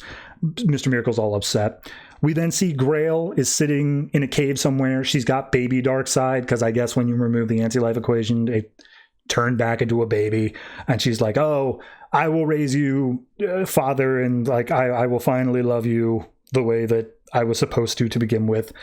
Lex has gone back to Apocalypse. He's now wearing blue and red mech suit, and they're like, hey, we made you the crest that was prophesized as you being the leader of Apocalypse and whatnot. And it's the Superman crest. And he's like, yeah, that's my crest, all right. Superman gets a workup from Star Labs, and they're like, hey, man, you're dying. That might be a thing over in some other book, maybe. So deal with that. Then we go back to the Batcave. Hal meets up with Bruce and is like, hey, you spent a lot of time on that chair. You good? And he's like, yeah, I'm fine. Thanks for everything. You are a hero. It's not just the ring. And he's like, yeah, whatever about that. I do that.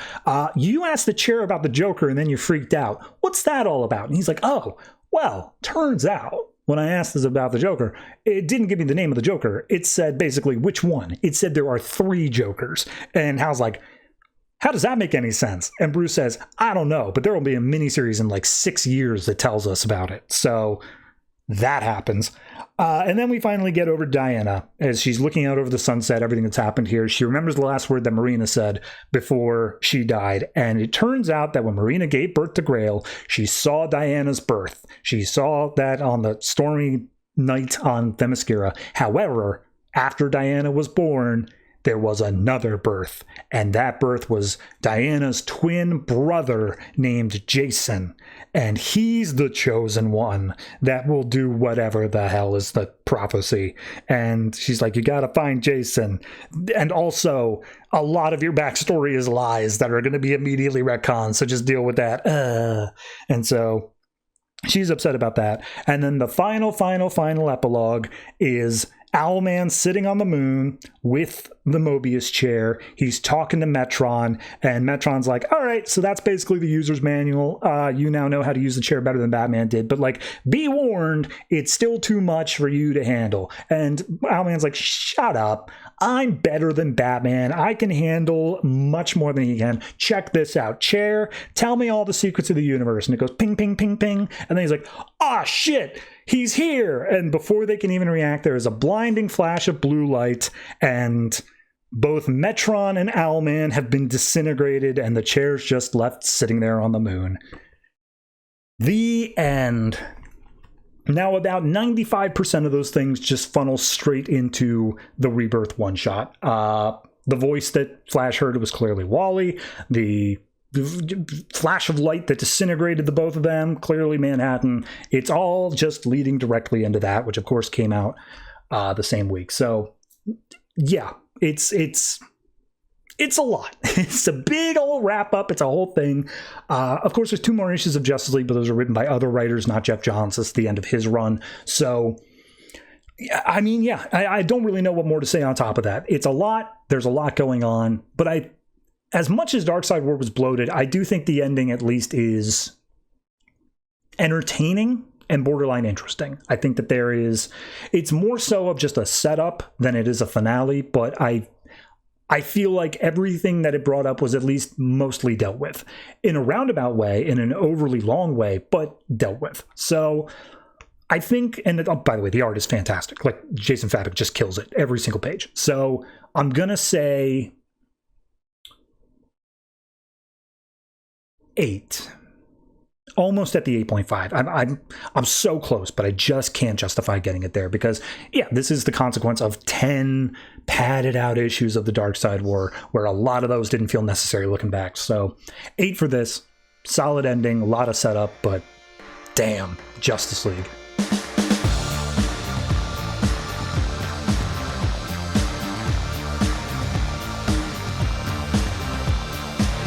And that's it. That is all the comics that DC Comics put out this May 25th, 2016, except for one. On this date, 10 years ago, DC put out DC Universe Rebirth #1, officially ending the New 52 and putting us into the new era of Rebirth continuity. Now, it didn't immediately change anything. It was a slow rollout with the idea of we would eventually be making our way into a kind of revised New 52, a thing that allows for some of the stories that we previously had in the New 52 and stories that came before it to coexist. And eventually we did get there. Took some time, but we got there. But more importantly, I want to talk about what this issue signifies to me, and especially doing it today. On the day that I'm recording this, May 25th, 2016, it is Memorial Day.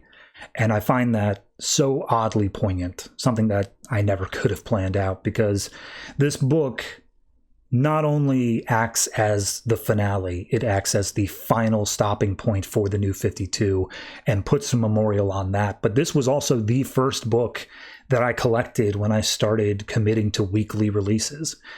For 10 years now, this officially marks as I have been going to my local comic shop and I have been getting weekly DC Comics. Everything that they put out in mainline continuity, I've got. And when I started this show 5 years ago, I didn't think I could keep up that level of commitment. I didn't think that I'd be able to get through all 247 episodes that were required to get here, but here we are. I've never missed an upload date. I've never had to change something up. And honestly, I've made so few mistakes in terms of getting things done. I'm honestly impressed with that as well. And then I look at the other things that have also changed in my life since then. When I first started this, I was working in a job I hated. I was living in a 1-bedroom apartment by myself. And I had only just started dating this new person that I didn't know if anything would work out with. But I'm now 5 years after that, nearly at least. And in the time that that's changed, I have gotten married. I now live in a home with her. I work in a much better job that I like a hell of a lot more. And it's just incredible to me on this Memorial Day to look back and see how much has changed. I am so grateful to have been able to have done this show. I'm so happy that while this show never quite exactly took off, I never had a moment where all of a sudden the views started blasting out into oblivion. I always knew that there were people listening to it. There were people who had the same sort of interest as I did. And I could say whatever I want about the reasons I did this show, about reading through my old collection, or doing this so that the new 52 would not just be brushed off as this period best left forgotten. But honestly, I did it because I thought it would be something fun to do.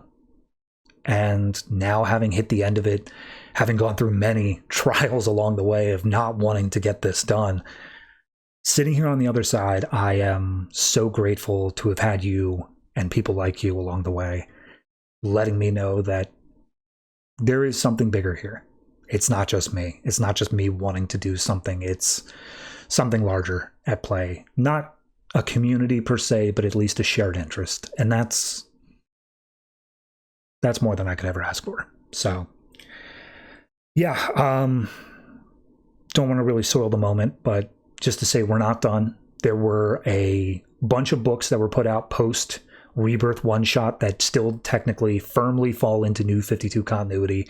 I will be doing those. I'm going to be fitting those into 3 more episodes that we can round off at a nice solid 250. Don't know how I'm going to fit it in, so just tune into each episode and see whatever needs to get done at that point. But yeah, you know the drill. If you've got any comments, I'd love to hear them, especially if you have anything to say about the trip we've been on. It mean a lot to me. So be sure to leave those beneath. And for almost the last time, always try to remember that if it ain't broke, well, there's nothing wrong with a little bit of change. Good night.